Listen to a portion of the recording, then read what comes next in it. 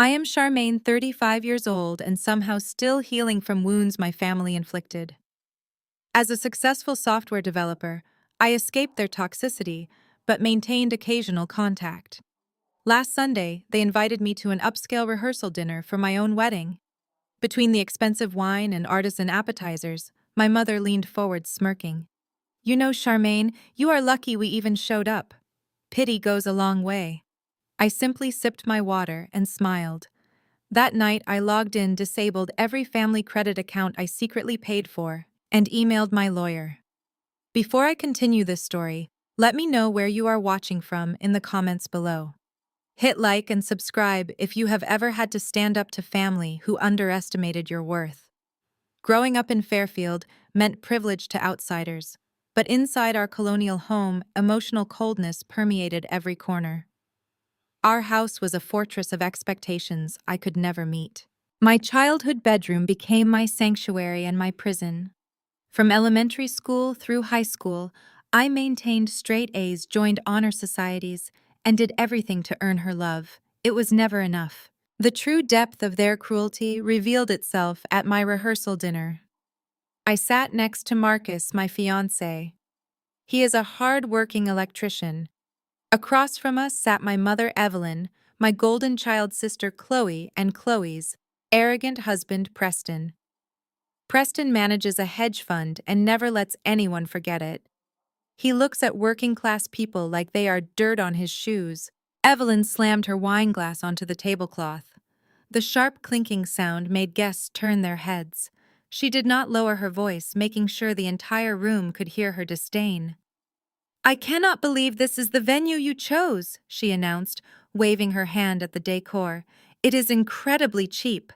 But then again, I suppose it matches the groom. I still cannot fathom why a software developer with your salary is lowering herself to marry a trashy orphaned electrician. The room went dead silent. Marcus tightened his grip on his fork, his knuckles turning white. I felt a surge of hot anger rise in my chest, but I kept my voice steady and cold. Mother, I said, leaning forward, you are a guest at this dinner. You will speak about my future husband with respect, or you will leave. Evelyn scoffed, rolling her eyes toward the ceiling. Respect is earned, Charmaine. It is not handed out to men who crawl around in attics pulling wires for a living. Look at your sister. Chloe married a man with actual ambition, a man with wealth and standing in the community. She gestured grandly toward Preston, who was leaning back in his chair with a smug, satisfied grin plastered across his face. Chloe chimed in, her voice dripping with fake sympathy.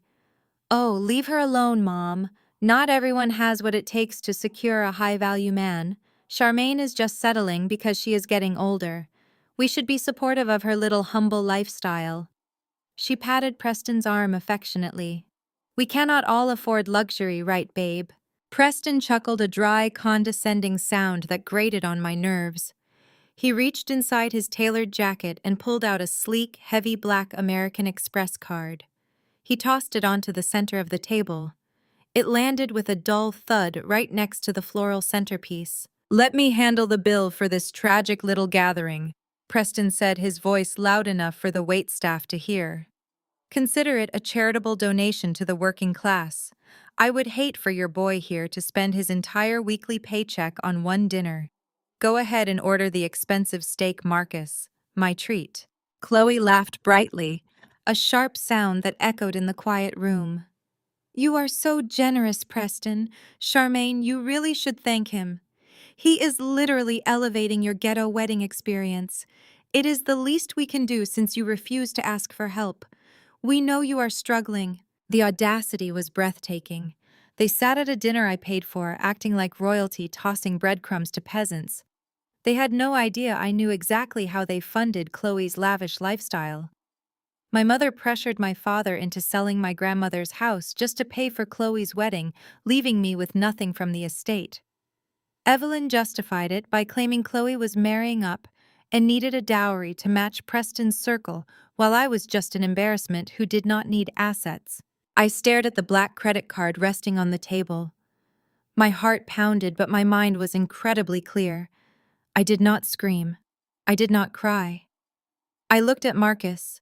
My strong, silent fiancé did not shrink under their insults. Instead, a slow, knowing smile spread across his face. Marcus casually reached out and placed his index finger on the edge of Preston's black card. He slid it slowly back across the table until it rested directly in front of Preston's plate. "I appreciate the offer," Preston Marcus said, his voice deep calm and utterly devoid of intimidation. "But you really should hold on to your money. The market has been incredibly volatile lately. From what I hear, your hedge fund has been bleeding clients for the past 2 quarters. You might need that credit limit to keep up appearances a little while longer." Preston's smug smile vanished instantly. His face flushed a dark, angry red. He snatched the card off the table, his composure completely shattered. "What the hell did you just say to me?" he demanded, slamming his hands flat on the table. "How dare you speak about my business, you pathetic blue-collar nobody?"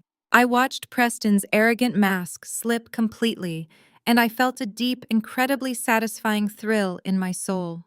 The trap was firmly set, the conflict had escalated perfectly today, and my toxic family had just blindly taken the absolute fatal bait. Preston stood abruptly, scraping his chair against the floor. He pointed a trembling finger at Marcus, his face flushed. "You listen to me, you worthless wire puller," he spat. "I handle more money before my morning coffee than you will see in your entire miserable life. Do not pretend you know anything about my fund. You are nothing but a common laborer." Marcus did not even blink. He took a slow sip of water, leaning back in his chair with total confidence. "I know math, Preston," Marcus said softly, his voice steady. "And I know desperation when I see it. You are sweating through your silk shirt and it is not even hot in here. You talk a big game, but numbers do not lie, and neither does the panic in your eyes." My mother slammed her hand on the table, her diamond rings clacking against the wood. "Enough," she shrieked, her socialite facade shattering entirely. "Charmaine, control your fiancé immediately. This is why we did not want to come to this low-class gathering. You bring this thug into our presence and allow him to insult your successful brother-in-law. Apologize right now. Both of you must apologize to Preston." I looked at Evelyn, feeling the last thread of my childhood attachment snap completely. "I will not apologize for the truth, Mother," I replied in a freezing whisper. "And Marcus is absolutely right.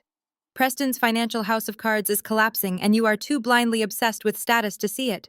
Evelyn gasped, clutching her pearls in a dramatic display of fabricated shock. Chloe rushed to comfort her husband, glaring at me with pure, unadulterated hatred. "You are just incredibly jealous," Charmaine, Chloe hissed. "You always have been jealous of me. You cannot stand that I have a highly successful husband, while you are stuck settling for a dirty laborer. You are trying to drag us down because you know you will never measure up to this family." Evelyn stood up, her posture rigid with absolute fury. "I am giving you one last chance, Charmaine," she said with dark authority. "You will call off this ridiculous wedding right now. You will apologize to Preston on your knees if you have to. If you refuse to respect your betters, do not expect us there tomorrow. None of us will walk you down that aisle. You will be completely alone and disowned." I looked her dead in the eyes, feeling profound liberation wash over my soul. I would rather walk down that aisle alone than have toxic people standing beside me pretending to care. "Get out," I commanded, pointing toward the exit. "Get out of my sight right now." Evelyn's face twisted in supreme disgust.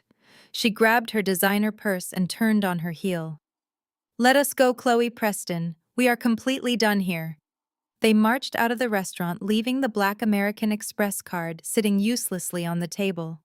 The silence they left behind was heavy, but strangely peaceful. Marcus reached across the table and gently took my hand. "I am so sorry, baby," he whispered, his eyes full of compassion. I squeezed his strong hand, shaking my head firmly. "Do not be sorry, Marcus. The trash took itself out and we are finally free." I barely slept that night, tossing and turning with adrenaline rushing through my veins.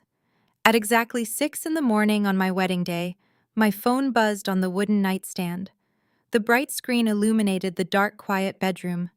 It was a text message notification from Chloe. I opened the message and found a glossy, high-resolution photo of my mother, my sister, and Preston standing together on a pristine white marina dock, holding expensive crystal glasses of champagne. They looked triumphant and incredibly smug. The cruel text message below the photo read, "Have fun marrying a massive loser today." Preston's boss invited us on his private luxury yacht for the entire weekend. We chose luxury and success over your embarrassing mistake. Do not even bother calling us because we will not answer. They honestly thought this brutal betrayal would finally break me. They genuinely believed I would collapse in a puddle of tears, begging them to come back, and begging for their toxic, conditional love. Instead, a cold, intense clarity washed over every single inch of my body. I got out of bed and walked straight to my large walk-in closet. I bypassed all my casual, comfortable clothes and reached straight for the protective garment bag holding my expensive wedding dress. I pulled the heavy white silk gown over my head, zipped it up carefully, and grabbed my car keys from the dresser. I was not going to the bridal salon to get my hair and makeup done. I was driving straight to the luxury waterfront hotel suite my mother booked for the wedding weekend. I knew their schedule perfectly. They were not leaving for the marina until 8 o'clock. I had plenty of time to confront them face to face. I drove across town watching the sunrise paint the city skyline in shades of brilliant orange and pink. When I finally reached the hotel, I marched straight through the opulent lobby, ignoring the shocked stares of the morning staff. I rode the elevator up to the penthouse floor, my heart pounding with pure righteous anger. I walked down the long carpeted hallway and stopped directly in front of Suite 400. I did not knock gently. I raised my foot and kicked the heavy wooden hotel door open with all my strength, ready for absolute war. The heavy brass hinges groaned in sudden loud protest as the door slammed violently against the interior wall of the expensive suite. Inside, my mother immediately dropped her crystal champagne flute onto the polished marble floor. Chloe shrieked in absolute terror, while Preston jumped back quickly, spilling hot coffee down the front of his designer shirt. The real family battle had finally begun. I stepped over the shattered crystal on the marble floor and walked straight into the center of the lavish living room. My heavy white silk wedding gown dragged across the expensive rug, but I did not care. My mother Evelyn stared at me with her mouth wide open, her face pale beneath her expensive makeup. Chloe was clutching her chest, taking deep theatrical breaths, as if I had just held them at gunpoint. Preston was furiously dabbing his ruined silk shirt with a white cloth napkin, cursing loudly under his breath. "What in the world is wrong with you, Charmaine?" Evelyn finally shrieked, recovering her voice. "Are you completely insane breaking down a hotel door like a common criminal?" I looked at her coldly, noting the 3 open bottles of expensive champagne sitting on the mahogany dining table. "I am not the one sneaking out on my own daughter's wedding day to drink liquor on a boat, Mother," I replied, my voice echoing in the large room. "You told me you were going to a yacht instead of my wedding. I just wanted to come here and congratulate you in person on your excellent choice of priorities." Chloe stepped forward, crossing her arms over her designer resort wear. She looked me up and down, her eyes filled with malicious judgment. "Look at you, Charmaine," she sneered. "You look absolutely desperate showing up here in that cheap dress, begging us to come watch you ruin your life. We already told you our decision. Preston has incredibly important networking to do today with his boss. We cannot sacrifice our family's financial future just to sit in a hot church and watch you marry a broke electrician." Preston tossed his ruined napkin onto the table and stepped up beside my sister. He puffed out his chest, trying to regain his arrogant composure. "Listen to me, Charmaine," he said, using that same condescending tone from the restaurant. "Your sister is right. I carry this entire family on my back. I manage the wealth. I make the decisions that keep your mother in luxury. You are making a massive mistake today, but I am a generous man. I am willing to offer you a way out." I raised an eyebrow, staring at him blankly. "A way out," I repeated. "Yes, a way out," Preston said, flashing a sickeningly confident smile. "If you call off this pathetic wedding right now and walk away from Marcus, I will personally hire you at my hedge fund." It will just be a low-level assistant position, of course, because you lack real financial experience. But it will pay enough for you to survive without embarrassing us further. You can fetch coffee and organize files, and maybe one day you will meet a man with actual capital. The sheer audacity of his offer was staggering. He was offering a senior financial auditor a job fetching coffee while simultaneously bragging about managing our family's non-existent wealth. I felt a laugh bubbling up in my throat, but I swallowed it down. I needed to keep them talking. I needed them distracted because my trained eyes had just caught something incredibly interesting across the room. Behind Preston on the large oak desk sat his leather briefcase. It was wide open. Several thick financial portfolios were spread out across the desk surface, illuminated by the morning sunlight streaming through the floor-to-ceiling windows. He must have been reviewing them before I kicked the door open. "You really think you are the savior of this family, Preston?" I said, taking a slow, deliberate step toward the desk. "You think because you wear expensive suits and rent luxury hotel rooms that you own us?" "I do not think it. I know it," Preston barked, taking a step toward me to block my path. But I smoothly sidestepped him, pretending to admire the view out the window, while actually inching closer to the desk. Evelyn grabbed my arm, trying to pull me back toward the door. "Stop acting like a jealous child, Charmaine," she demanded, her grip tight and painful. "Preston is offering you a lifeline. You should be on your knees thanking him.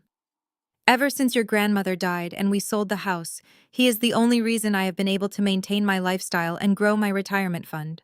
I yanked my arm out of her grasp and took the final step, bringing me right to the edge of the desk. I looked down at the documents. My brain processes numbers faster than most people read words. It is my gift and my profession. In exactly 3 seconds, my eyes scanned the top page of the glowing portfolio labeled Evelyn Retirement Trust. The numbers did not make any sense. There was a massive transfer of funds recorded just 2 weeks ago. $2 million had been moved out of my mother's secure trust and funneled directly into a holding company. My eyes darted to the next sheet of paper, which listed the holding company details. It was a shell corporation registered in Preston's name, not his hedge fund's name. He was not managing her money. He was systematically draining it to cover his own massive personal debts. The man was running a desperate, fraudulent scheme right under their noses. "I need you all to leave my room right now," Preston shouted, suddenly realizing how close I was to his private documents. He lunged forward and slammed the leather briefcase shut, but he was a few seconds too late. I had already seen everything I needed to see. While he was busy closing the briefcase, I subtly slid my phone out of the hidden pocket of my wedding dress. I kept my hand down by my side, holding the phone at a slight angle. Before he could snatch the loose papers off the desk, I blindly tapped the camera button twice, capturing high-resolution photos of the documents. The shutter sound was completely masked by Chloe yelling at me to get out. I slipped the phone back into my pocket and turned to face them. A slow, freezing smile spread across my face. All the anger and hurt I felt just moments ago completely evaporated, replaced by absolute lethal calm. "You are right, Mother," I said softly. "I should not be here. You all have a very important boat ride to catch." Evelyn crossed her arms, looking triumphant. "Finally, you are showing some sense. Now go home and take off that ridiculous dress." I walked past her, stopping right in the doorway. I looked back at the three of them standing there in their expensive clothes, completely oblivious to the massive financial grave they were standing in. I locked eyes with Preston, whose face was suddenly pale and covered in a thin sheen of nervous sweat. "Enjoy the yacht, Preston," I said, my voice carrying a heavy, dark promise. "Make sure it does not sink. You are going to need all the flotation devices you can get very soon." I turned around and walked out of the hotel suite, leaving the broken door hanging on its hinges. I did not look back as I walked down the hallway to the elevator. My family thought they had destroyed me today. They thought they had left me with absolutely nothing. But as I rode the elevator down to the lobby, touching the phone in my pocket, I knew the truth. They had just handed me the exact weapon I needed to destroy them completely, and I was going to use it before the sun went down. I pulled out of the hotel parking lot and merged onto the highway, heading straight for the church. The morning sun was fully up now, reflecting brightly off the windshield. I had exactly 1 hour before the ceremony was scheduled to begin. I did not shed a single tear for the family I was leaving behind. My mind was completely occupied with the photos resting safely in my camera roll. When I pulled up to the historic stone church, the parking lot was already starting to fill with cars. Most of them belonged to Marcus and his amazing friends. I parked my car and walked into the building through the side entrance, heading directly for the bridal suite. The room was perfectly silent. There were no bridesmaids laughing loudly, no mother helping me adjust my veil, no sister pretending to be happy for me. I stood in front of the full-length mirror and adjusted my own dress. I smoothed out the white silk and took a deep breath. A soft knock echoed through the room before the door creaked open. It was Aunt Beatrice, my mother's older sister. She wore a sour expression and a very massive hat. She stepped into the room and closed the door behind her, sighing heavily. "Charmaine, what on earth are you doing?" she asked, shaking her head. "Your mother just called me from a yacht. She told me you barged into their hotel room acting like a lunatic and refused to cancel this disaster." I turned around to face her. "I am getting married, Aunt Beatrice," I replied calmly. "That is what people usually do on their wedding day."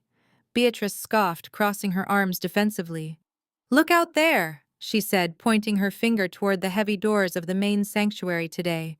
"Your side of the church is completely empty except for me and your cousin Linda. You have driven your own mother away. It is an absolute embarrassment. Cancel the wedding right now and save whatever dignity you have left. Do not walk out there and humiliate this family further by marrying that blue-collar nobody." I stared at her, feeling absolutely nothing but pity. "Aunt Beatrice," I said, keeping my voice perfectly level. "You have been divorced 3 times and your last husband left you for his secretary. I really do not think you are in any position here now to give me relationship advice or talk to me about dignity. Now please get out of my bridal suite before I have security escort you out."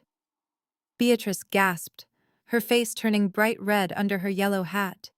She turned around and stormed out of the room, slamming the door firmly behind her. 10 minutes later, the heavy organ music began to play loudly. It was time. I walked out of the bridal suite and stood at the back of the sanctuary, taking in the scene. Aunt Beatrice was right about one thing today.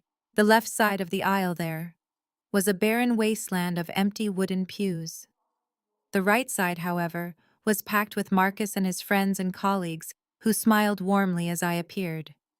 I did not have a father to give me away. I did not have a family to stand up for me. But as I looked down the long carpeted aisle, I saw Marcus standing at the altar. He looked incredibly handsome in his tailored black tuxedo. When he saw me walking alone, his eyes filled with tears, but his posture remained totally strong. He looked at me with such profound love and deep respect that the empty pews on my left completely ceased to matter. I placed one foot in front of the other, walking with my head held high. I did not rush. I let every single person in that church see that I was not broken. I was walking away from a lifetime of emotional abuse and stepping into a future that I chose for myself. When I finally reached the altar, Marcus stepped forward and took both of my hands in his. "You look absolutely breathtaking," he whispered, wiping a stray tear from his cheek. "I am so very proud of you." I smiled up at him, feeling completely at peace. We turned to face the priest, who offered me a sympathetic smile before opening his leather-bound book. "Dearly beloved," the priest began, his voice echoing through the silent church. "We are gathered here today to witness the union of Charmaine and Marcus." He continued through the standard introductions, speaking about love and commitment and overcoming obstacles. But just as he reached the crucial part of the ceremony, the heavy wooden doors at the back of the sanctuary burst open with a loud, echoing crash. The organist jumped up, in surprise, hitting a sharp, discordant note that rang through the air. The entire congregation turned around instantly, gasping in collective shock. Standing in the doorway was a tall, powerfully built, older African-American man. He wore an immaculate, bespoke blue suit that screamed wealth and absolute authority. He carried a sleek silver walking cane, but he clearly did not need it for physical support. He was flanked by two massive security guards wearing dark sunglasses and earpieces. The man scanned the room with piercing eyes, commanding absolute silence and intense respect without uttering a single word. Aunt Beatrice, then, dropped her program onto the floor. I felt Marcus completely freeze beside me. His grip on my hands tightened so much it almost hurt. He dropped my hands and took a stumbling step backward, his eyes incredibly wide. He actually fell to his knees right there on the altar steps, entirely overwhelmed by emotion. "Dad," he whispered, his voice cracking loudly. The powerful man in the blue suit smiled warmly and began walking down the aisle. He reached inside his tailored jacket and pulled out a thick red legal folder, handing it directly to me right now with a knowing smirk. I took the heavy folder from his hands. My heart raced as I flipped it open right there on the altar. The documents inside bore the official corporate seal of Vanguard Trust, the massive parent company that supposedly oversaw Preston's hedge fund. I quickly scanned the highlighted figures. My trained auditor eyes instantly recognized the matching account numbers from the photos I had taken in Preston's hotel suite that morning. But these new documents showed the absolute unfiltered truth. They exposed the empty shell companies, the massive hidden debts, and the active federal investigations that were currently pending against him. I looked up at Harrison, and a slow, predatory smile spread across my face. We finished the wedding ceremony surrounded by cheers and tears of joy from Marcus and his real family. The priest pronounced us husband and wife, and Marcus kissed me with such passion that the entire church erupted in applause. Aunt Beatrice had completely vanished, slipping out the back door in total disgrace. We moved the celebration to a stunning glass-enclosed reception hall overlooking the city skyline. The room was filled with laughter, loud music, and the smell of incredible food. Harrison had spared no expense, ensuring the venue was breathtaking. For the first 2 hours, it was the perfect night. But toxic people never know when to quit. I was sitting at the sweetheart table with Marcus sipping champagne when the heavy double doors of the reception hall swung open violently. The room suddenly grew quiet as three very out-of-place figures marched in. It was my mother Evelyn, my sister Chloe, and Preston. They were still wearing the exact same expensive resort wear from their morning yacht trip. They looked completely ridiculous standing in a room full of people in formal evening gowns and tailored tuxedos. Evelyn marched forward with her head held high, acting as if she owned the entire building. She loudly demanded that a waiter bring her a chair and place it right next to the head table. Chloe trailed behind her, looking incredibly smug, while Preston frantically scanned the room, his eyes darting from table to table like a desperate predator. He was not here to apologize to me. He had clearly heard through his network that billionaire real estate tycoon Harrison Vance was attending a private event at this exact venue. Preston thought this was his golden opportunity to secure the massive investment that would save his collapsing fraudulent fund. "How dare you show up here?" I said, standing up from my table. My voice cut cleanly through the tense silence of the room. "You made your choice this morning on the dock. Leave immediately before I have security throw you out into the street." Evelyn gasped, feigning absolute shock and hurt. She pressed a hand to her chest, looking around at the guests to ensure they were watching her performance. "Charmaine, how can you speak to your own mother this way?" she cried loudly. "We rushed back from our important business meeting just to be here for your special day. We are your family. You cannot turn us away." Before I could call the guards, Preston aggressively pushed past my mother and stepped right up to the edge of the dance floor. His eyes had locked onto Harrison, who was sitting quietly at a VIP table sipping a glass of scotch. Preston practically shoved a waiter out of his way to get closer to the billionaire. "Mr. Vance," Preston called out, his voice dripping with slimy desperation. "What an absolute honor to run into you here.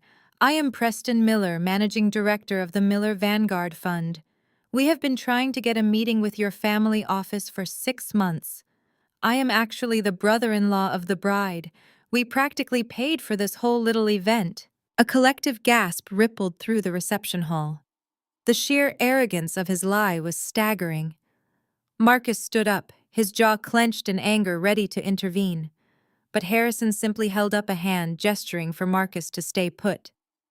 The billionaire slowly placed his Scotch glass on the table and stood up. He adjusted his impeccably tailored blue suit jacket and looked Preston up and down with an expression of pure, unadulterated disgust. "You manage the Miller Vanguard Fund?" Harrison asked, his voice low and incredibly dangerous. The room was so quiet you could hear a pin drop. Preston beamed his chest, puffing out with pride. "Yes, sir, I absolutely do. We handle generational wealth for elite clients. In fact, my mother-in-law Evelyn here is one of our top-tier investors. We yield consistent double-digit returns.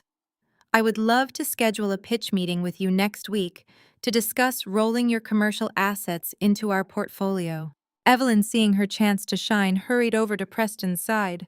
She plastered on a fake smile and nodded enthusiastically. "Oh yes, Mr. Vance. Preston is a financial genius. He has completely transformed our family's wealth. We are so blessed to have him guiding our future, unlike some people who choose to wallow in mediocrity."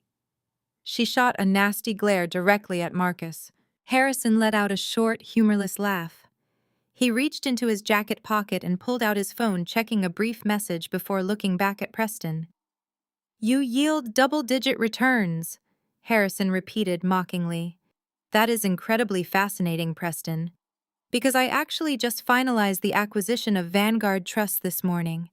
I own the parent company that holds your supposed portfolio, and according to my forensic accounting team, your fund does not yield returns. It yields federal indictments." Preston's arrogant smile completely collapsed. The color drained from his face, leaving him looking like a terrified ghost. He took a stumbling step backward, his hands shaking violently at his sides. What he stammered, his voice cracking. "No, there must be some kind of misunderstanding. You cannot just acquire Vanguard without my knowledge." Harrison took a step forward, his towering presence dominating the entire room. "I can and I did," he stated coldly. "You see, Preston, you made a fatal error today. You insulted my family. You looked down on hardworking people while you secretly stole from your own mother-in-law to fund your pathetic yacht trips." Evelyn frowned, looking confused. "What is he talking about, Preston?" she asked, her voice trembling slightly. "What does he mean you stole from me? My trust fund is perfectly secure. You showed me the statements yesterday." I decided it was time to step down from the sweetheart table. I grabbed the microphone from the DJ stand and walked directly into the center of the room. The red folder Harrison gave me was tucked firmly under my arm. My family had spent my entire life making me feel small and worthless. Now I was going to dismantle their entire reality in front of hundreds of witnesses. I walked over to the DJ booth and pulled the connection cable from his laptop. I plugged it directly into my phone. I tapped the screen a few times, pulling up the high-resolution photos I took in the hotel suite this morning. I looked up at the massive projector screen hanging on the wall behind the dance floor. The images of Preston's confidential financial portfolios flashed brightly for everyone in the room to see. I held the red folder from Harrison in my other hand, waving it slightly so my family could see the physical proof of their impending destruction. My mother, Evelyn, stared at the large screen, her eyes narrowing as she tried to comprehend the complicated financial spreadsheets. "Charmaine, what is the exact meaning of this?" she demanded, her voice shrill and incredibly defensive. "Turn that off immediately. You are embarrassing your brother-in-law in front of all these important people." "I am not embarrassing him, Mother," I said, my voice amplified perfectly by the microphone. "I am auditing him. And as a senior financial auditor, I can confidently tell you that your golden child son-in-law is completely and utterly broke." Preston lunged forward, trying to reach the DJ booth to rip the cord from my phone. But two of Harrison's massive security guards instantly stepped into his path, blocking him completely with their broad shoulders. Preston frantically ran his hands through his hair, his arrogant facade shattering into a million pathetic pieces. "Do not listen to her," he yelled at the crowd, his voice cracking with intense panic. "She is a bitter, jealous woman making up lies because my wife is more successful than her. She manipulated these documents to ruin my reputation." I ignored his desperate outburst and pointed a finger directly at the massive projector screen. "Let us look at the actual numbers, Preston," I said, calmly keeping my tone strictly professional. Right here on page 4 of this internal document I photographed on your hotel desk this morning, it shows a massive capital transfer of $2.5 million. That money was moved directly out of the Evelyn Retirement Trust just 2 weeks ago. Now let us look at where that money actually went. I swiped my phone screen, pulling up the next crisp photo. It went into a private holding company registered strictly under Preston's personal name. Not his hedge fund. Not a secure diversified investment vehicle. A private offshore account. I opened the red folder Harrison gave me and pulled out the official forensic accounting report. According to the records from Vanguard Trust, that holding company is entirely empty today. Evelyn took a shaky step backward, clutching her designer purse against her chest, as if she could physically protect her wealth. Empty, she whispered, her eyes darting rapidly between me and Preston. No, that is absolutely impossible.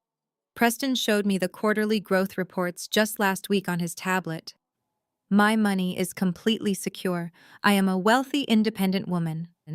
Those reports were completely fabricated, Mother, I said, without a single ounce of sympathy in my heart.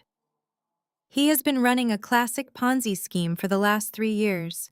He used your retirement savings to pay off earlier angry investors who were demanding their money back. He used the rest to systematically fund his luxurious fake lifestyle. The custom-tailored suits, the expensive steak dinners, the lease on his luxury sports cars, and that yacht trip you took this morning. It was all paid for with your money and the money from grandmother's house. He burned through every single penny you trusted him with. Chloe shook her head violently, her perfect blonde hair falling completely out of place. You are lying, Charmaine, she screamed, her face turning a blotchy, unattractive red. You just want to ruin my perfect life because you are stuck marrying a poor loser. Preston is a financial genius. Marcus stepped up beside me, placing a strong, comforting hand on the small of my back. He did not need a microphone for his deep, commanding voice to carry perfectly across the silent room. I am the vice president of a multinational energy infrastructure firm, Chloe Marcus said, his tone dangerously calm. My father Harrison and I employ thousands of hardworking people across this country. I wear work boots and overalls because I actually oversee my job sites instead of sitting in an air-conditioned office stealing from old women. I am personally worth hundreds of millions of dollars. Your husband is worth a lengthy federal prison sentence. The entire reception hall erupted in loud gasps and furious overlapping whispers. Chloe's jaw dropped so fast she looked almost comical. She slowly turned her head to look at the man she married.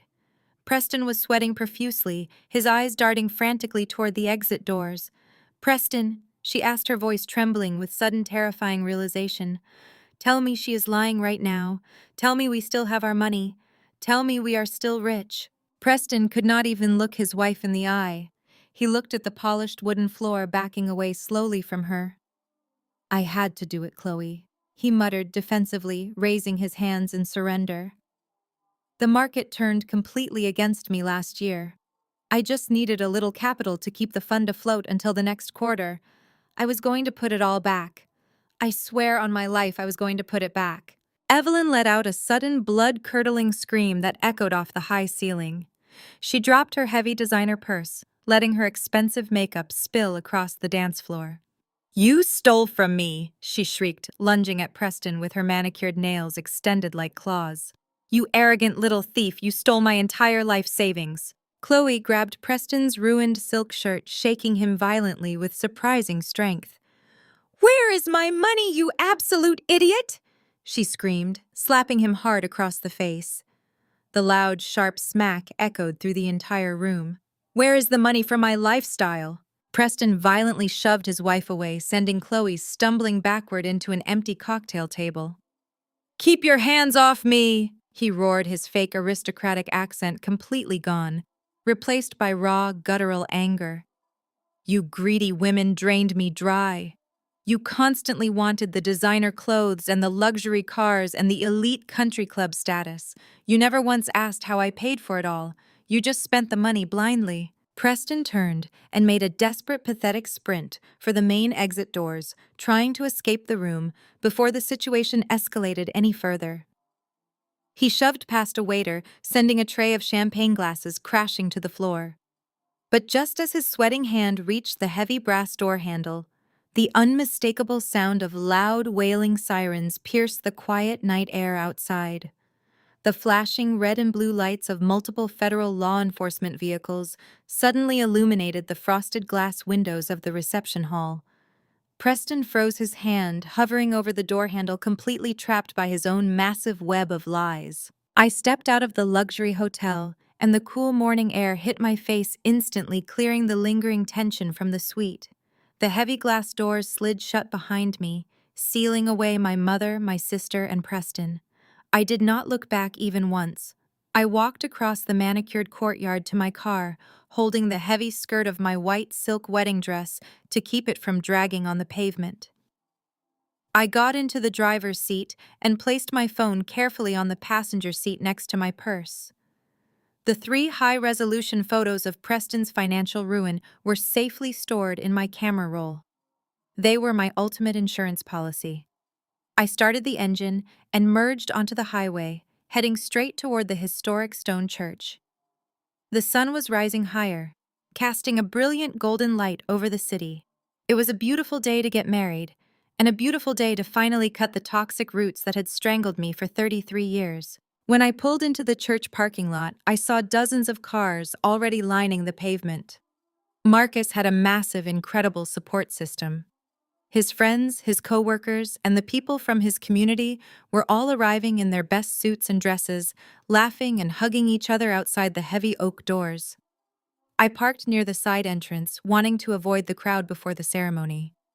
As I walked toward the building, I noticed the 3 parking spots specifically reserved for the parents of the bride were completely empty. There were no luxury cars from my side of the family. There was no mother waiting to help me with my veil. There was no sister to hold my bouquet. The physical absence was a stark, glaring reminder of their cruel betrayal, but I refused to let it break my spirit.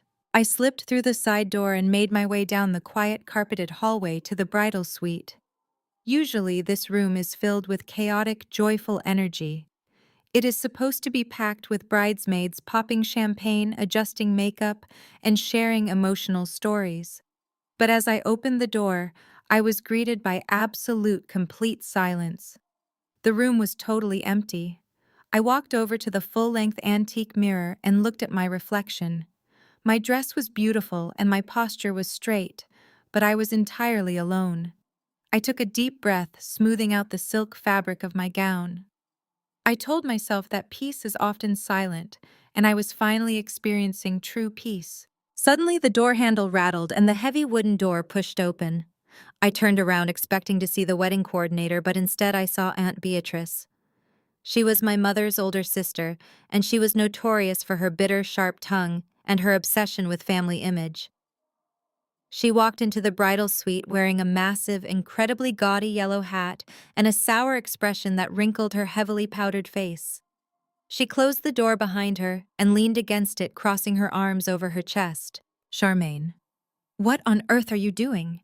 Beatrice demanded, her voice dripping with extreme condescension. "Your mother just called me from the marina. She told me you barged into their hotel room acting like a complete lunatic and refused to listen to reason."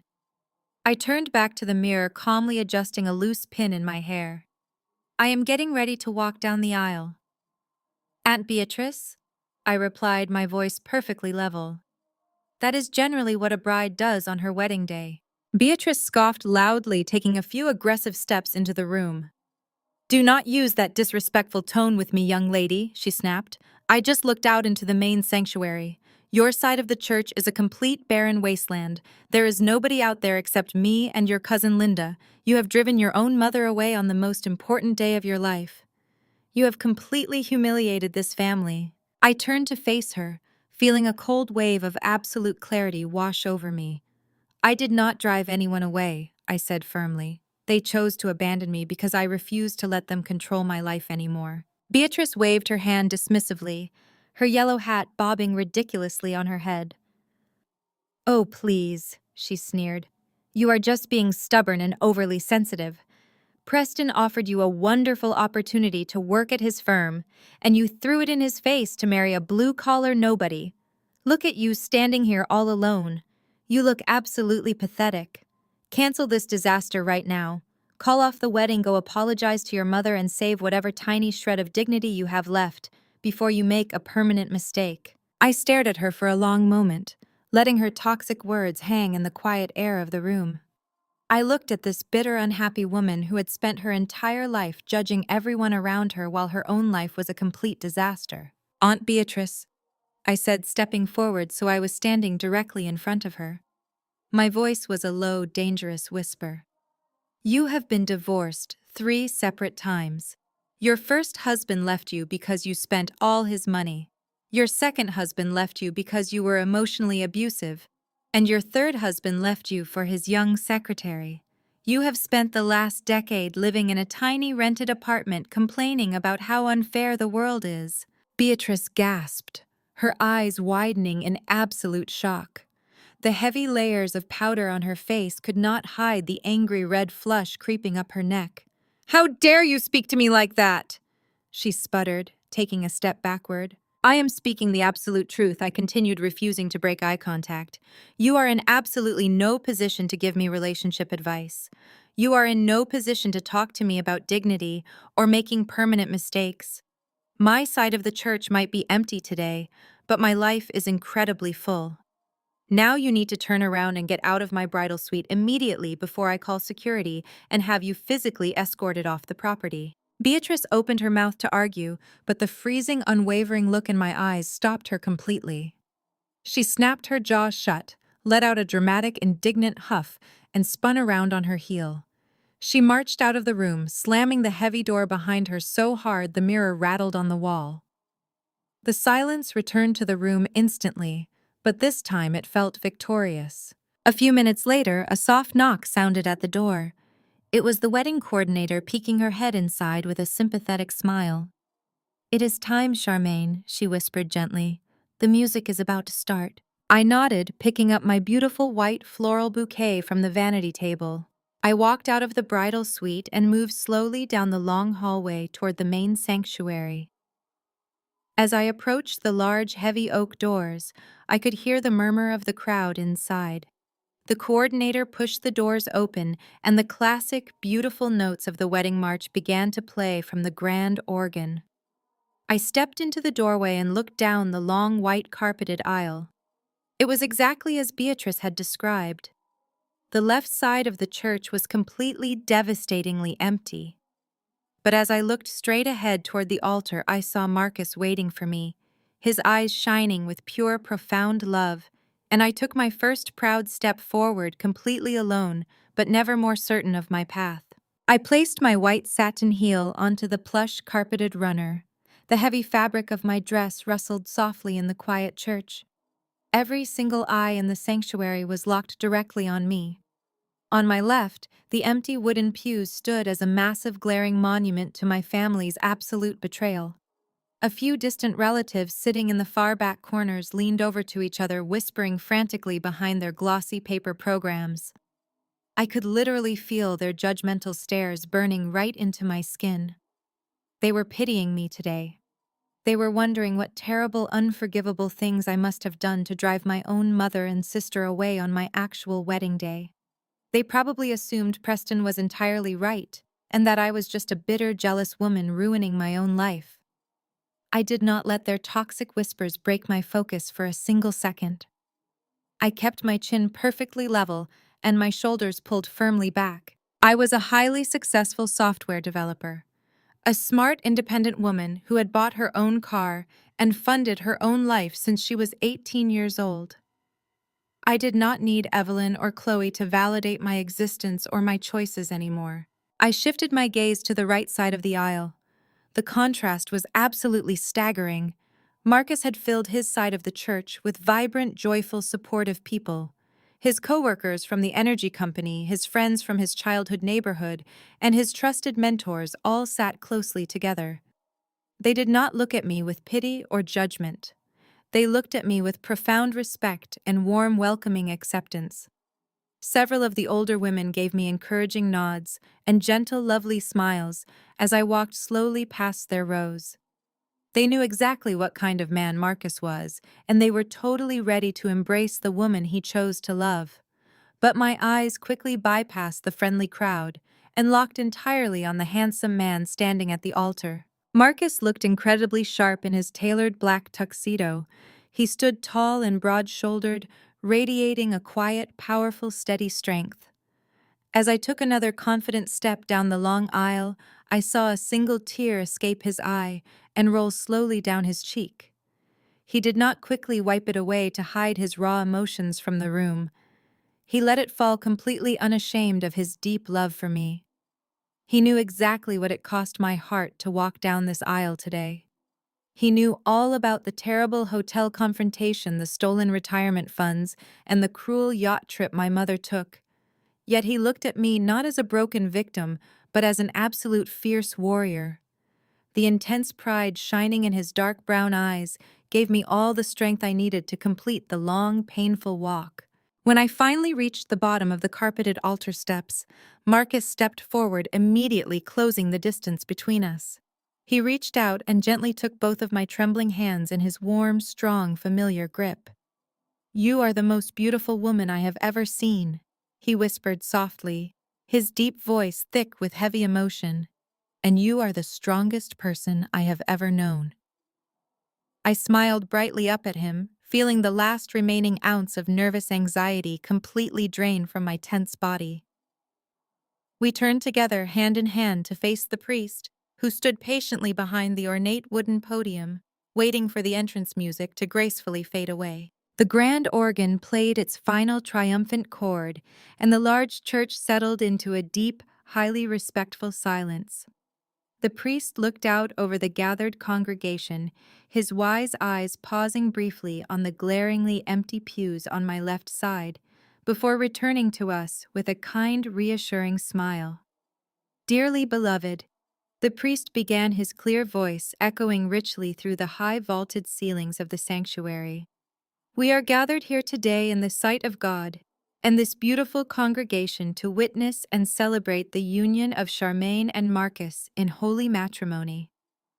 Love is not merely a fleeting feeling, but a conscious daily choice. Today, this resilient couple chooses each other above all else, leaving behind their past to forge a new, unbreakable, beautiful future together." I squeezed Marcus' hands tightly, feeling a massive surge of overwhelming, pure happiness. This was exactly what I wanted for my life.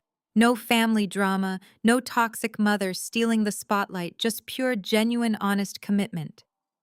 The priest continued his opening sermon, speaking eloquently about patience, kindness, and weathering the inevitable storms of life. He spoke passionately about how true family is not always defined by shared blood, but by the loyal people who consistently show up for you in your darkest, loneliest hours.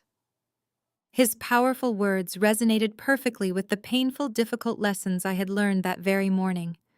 I felt completely ready to say my vows, to exchange our rings, and to walk out of these heavy doors as a happily married woman. Then the priest reached the traditional and notoriously tense part of any standard wedding ceremony. He closed his leather-bound book, resting his folded hands on the wooden podium. "If anyone present knows any just cause why this couple should not be legally joined in holy matrimony, speak now or forever hold your peace," the priest announced, looking out over the quiet crowd. The church was completely deadly silent. I took a deep, calming breath, ready for him to continue the joyous ceremony. But just as the priest opened his mouth to speak the next line, a strange, heavy commotion echoed violently from the back of the church. It started as a low, rumbling sound like heavy boots marching aggressively across the marble floor of the exterior foyer. The dedicated usher standing near the main entrance looked extremely nervous, peering through the small glass windows of the doors. Suddenly, a loud, booming male voice echoed from the other side of the thick wood, demanding immediate entry. The sound was so incredibly aggressive and totally unexpected that several guests in the back rows physically jumped in their wooden seats, turning around in pure alarm. Marcus immediately tensed beside me, his strong protective instincts instantly kicking into high gear. He stepped slightly in front of my body, shielding me with his own frame. I turned my head, staring blankly down the long, empty aisle toward the front entrance. My heart began to pound violently, rapidly against my ribs. For a terrifying, breathless second, I thought Evelyn and Preston had returned from the marina to completely ruin the ceremony. I thought they had realized the massive legal danger they were currently in and came to physically stop me from exposing them to the authorities. The heavy murmurs of the confused, frightened guests grew much louder, filling the large sanctuary with anxious, nervous, chaotic energy. The priest gripped the sides of his wooden podium, looking deeply, incredibly concerned. Before the young usher could even reach the brass handles, the massive, heavy oak doors at the very back of the sanctuary burst open with an explosive, violent, terrifying crash. The heavy carved wood slammed brutally against the interior stone walls, violently shaking the large decorative floral arrangements sitting nearby. The hired organist, who had been quietly preparing for the next joyful hymn, gasped loudly and yanked her hands away from the ivory keys, causing the faint background music to stop dead in an absolute instant.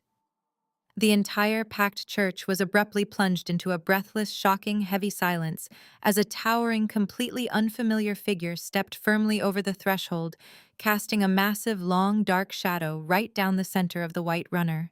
The man stood at the entrance for a brief second, allowing the sheer weight of his presence to settle over the shocked congregation. The midday sun streamed through the open, heavy oak doors behind him, casting an angelic but fiercely intimidating glow around his broad shoulders. His bespoke blue suit was flawlessly tailored, catching the ambient light of the sanctuary with every subtle movement he made. The fabric looked incredibly expensive, a deep, rich navy that commanded immediate respect. Flanking him on either side were two massively built security guards, wearing dark sunglasses and sharp black suits. They stood with their hands neatly folded in front of them, scanning the terrified crowd with clinical professional precision. The loud, chaotic murmurs that had initially filled the church rapidly evaporated, turning into sharp collective gasps. People physically leaned away from the center aisle, making themselves as small as possible, as the towering man took his first deliberate step forward. His leather dress shoes clicked rhythmically against the stone floor right before he stepped onto the white, plush carpeted runner. The heavy, rhythmic sound of his footsteps echoed loudly in the cavernous church. Every single person in the room was completely paralyzed by the sudden dramatic interruption. Even the experienced priest stood frozen behind his wooden podium, his eyes wide with absolute astonishment.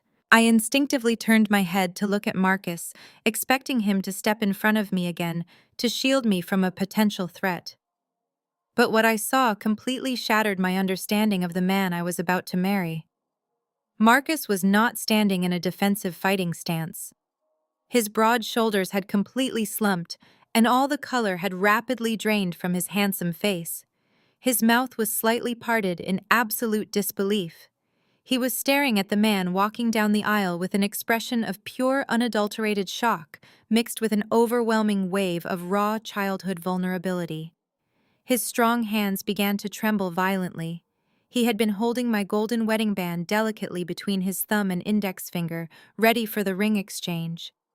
As the older man took another steady step closer, the gold ring suddenly slipped from Marcus' shaking fingers. It hit the hard marble floor of the altar steps with a sharp metallic clatter, bouncing twice before rolling to a complete stop against the edge of my white silk dress.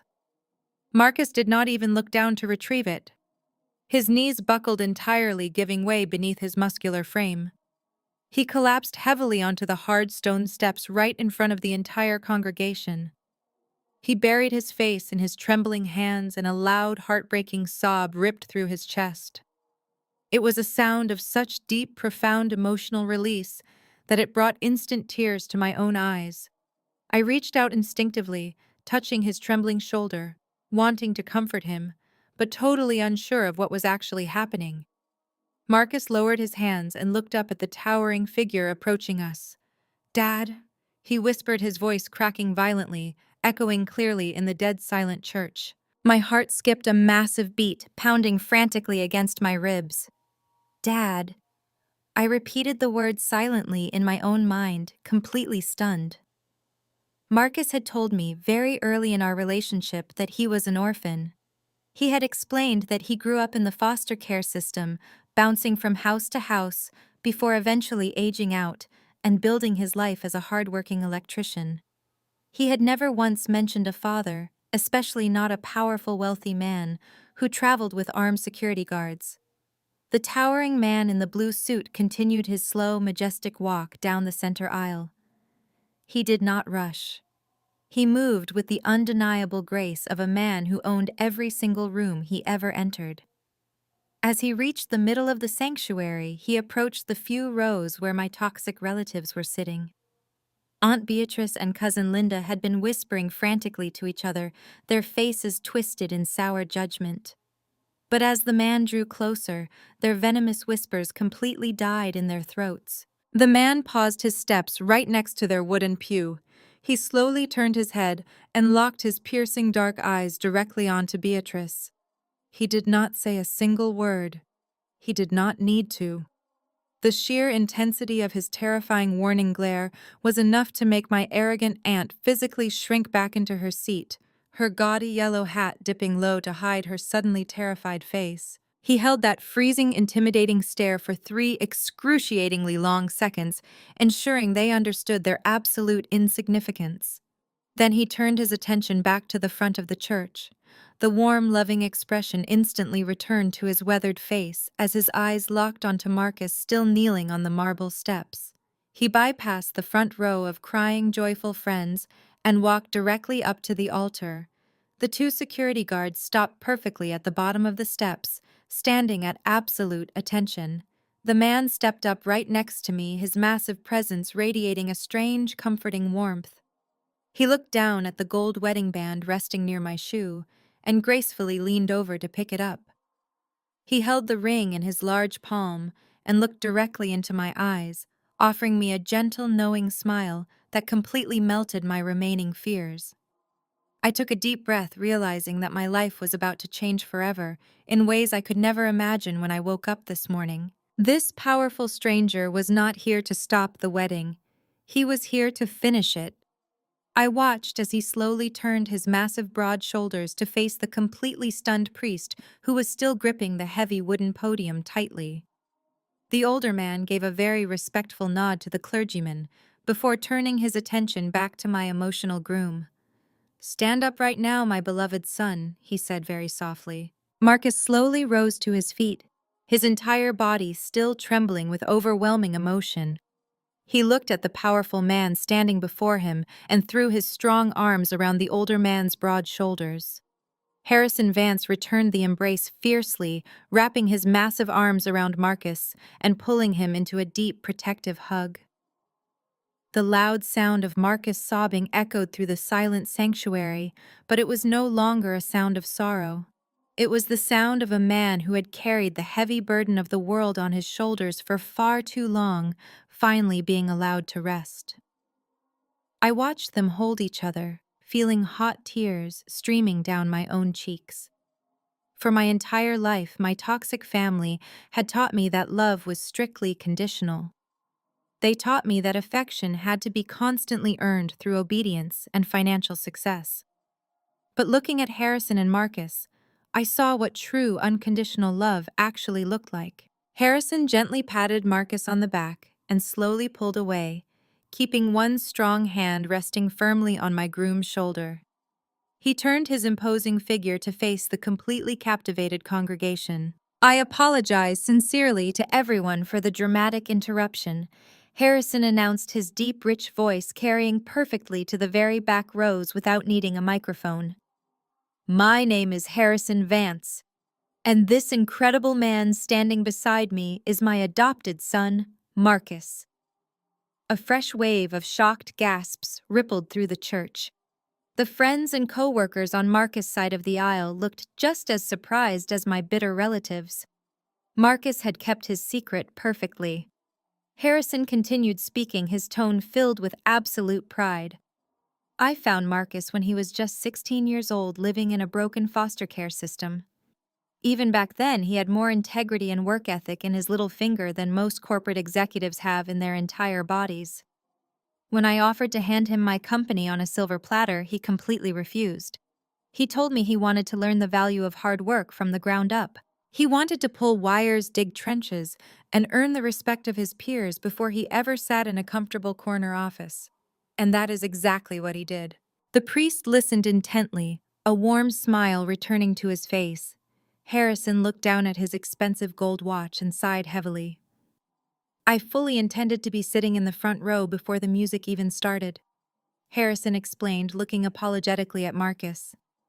But when you are the chairman of a multi-billion-dollar real estate and investment firm, sometimes the paperwork takes a little longer than expected. I was in a secure boardroom all morning finalizing a massive corporate acquisition. I just bought out the majority shares of a parent company called Vanguard Trust. It was a hostile takeover, and we had to completely secure their internal financial servers before the corrupt managing directors could shred their documents. The name Vanguard Trust instantly triggered massive alarm bells in my auditor brain. That was the exact parent company that supposedly oversaw Preston's hedge fund. It was the company my mother constantly bragged about to anyone who would listen. My mind started racing, trying to connect the sudden dots. Harrison turned away from the congregation and stepped directly in front of me. The intimidating aura he projected to the room instantly softened into a gentle, paternal warmth. He reached out and gently cupped my cheek, wiping away a stray tear with his thumb. Then he leaned in and placed a soft, respectful kiss on my forehead. "Welcome to the true family, Charmaine," he whispered warmly. "We are incredibly blessed to have you here with us today." He then reached inside his tailored blue suit jacket and pulled out a thick, heavy legal folder. The folder was bright red and sealed tightly with a thick black elastic band. He held it out to me, holding my gaze with absolute seriousness. I took the heavy folder from his hands, feeling the thick stack of premium paper inside. Harrison leaned in slightly closer, his dark eyes flashing with a sudden dangerous intensity. He spoke loudly enough for the front row of guests and my terrified aunt to hear every single word clearly. "My son told me you are an absolutely brilliant financial auditor," Harrison said, a wicked, knowing smirk playing on his lips. "I brought you some trash to take out right now." My heart began to race wildly against my ribs. I did not care that I was standing at the altar in my white silk wedding dress. My professional instincts completely took over my entire body. I snapped the black elastic band off the red folder and flipped it open right there on the altar steps. The very first page was a highly confidential forensic accounting report, stamped with the official seal of Harrison's acquisition team. I quickly pulled my phone out of the hidden pocket of my wedding gown. My hands moved rapidly, opening my secure photo gallery and pulling up the 3 high-resolution pictures I had secretly snapped in Preston's hotel suite that morning.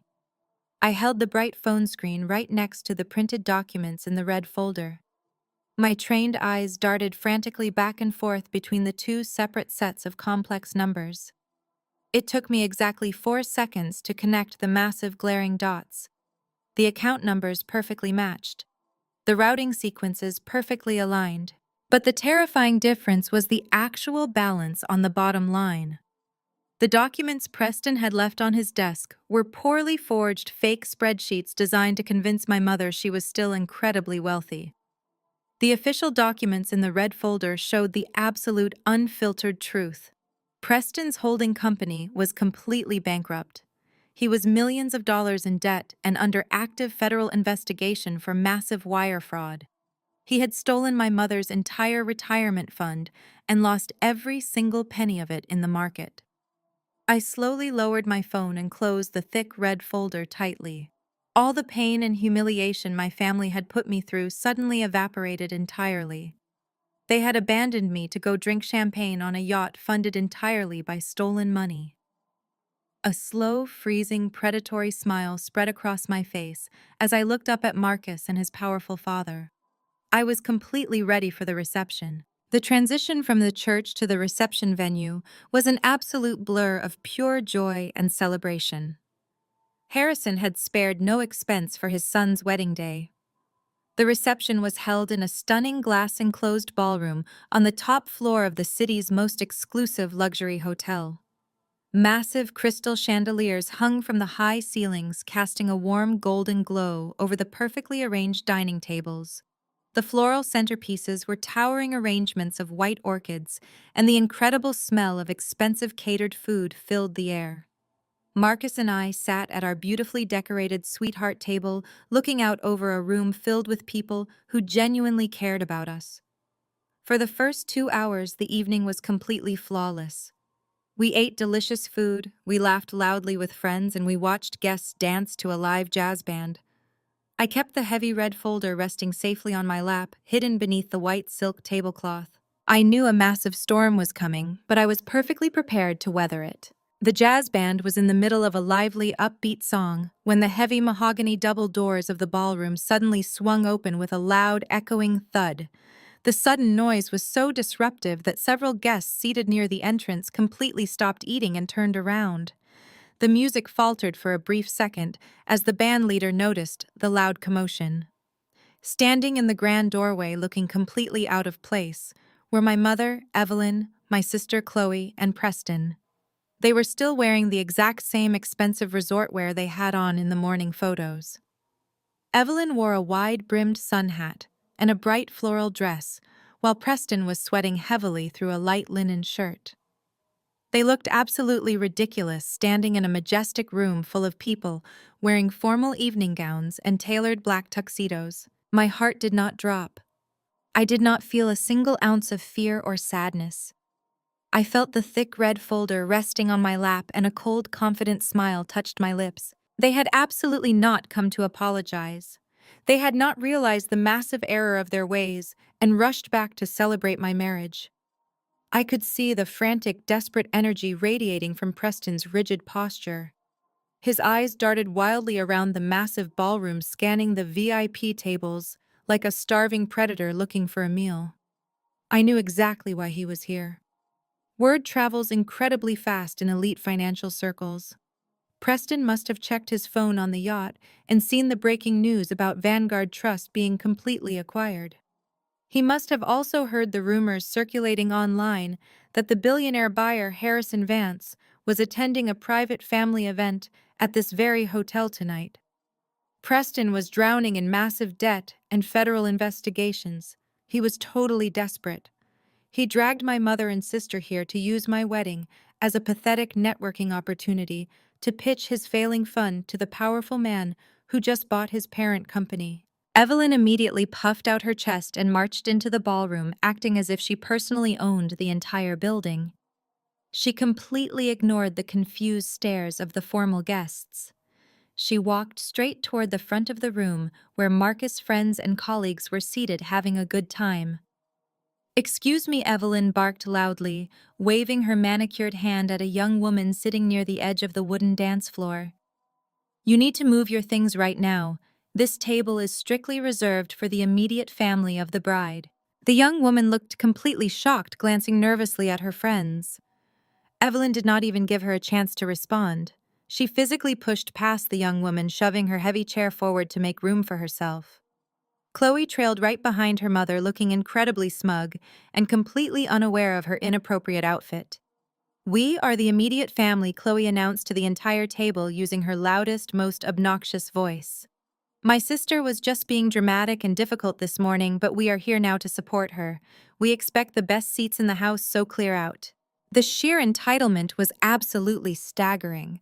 They had deliberately abandoned me. They had called my hardworking husband trash, and now they were loudly demanding premium seating while wearing beach clothes to a formal black tie reception. Evelyn plastered a fake, overly dramatic smile onto her heavily powdered face and looked toward my sweetheart table. "Oh, Charmaine, darling!" she yelled over the murmuring crowd, ensuring every single person in the room was watching her performance. "Mommy is finally here!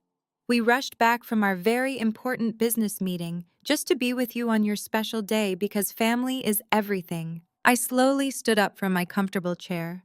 Marcus stood up right beside me, his jaw clenched tight with deep protective anger. I picked up the wireless microphone resting on the edge of the sweetheart table. My voice boomed clearly through the massive ballroom, cutting through the heavy tension like a sharp knife.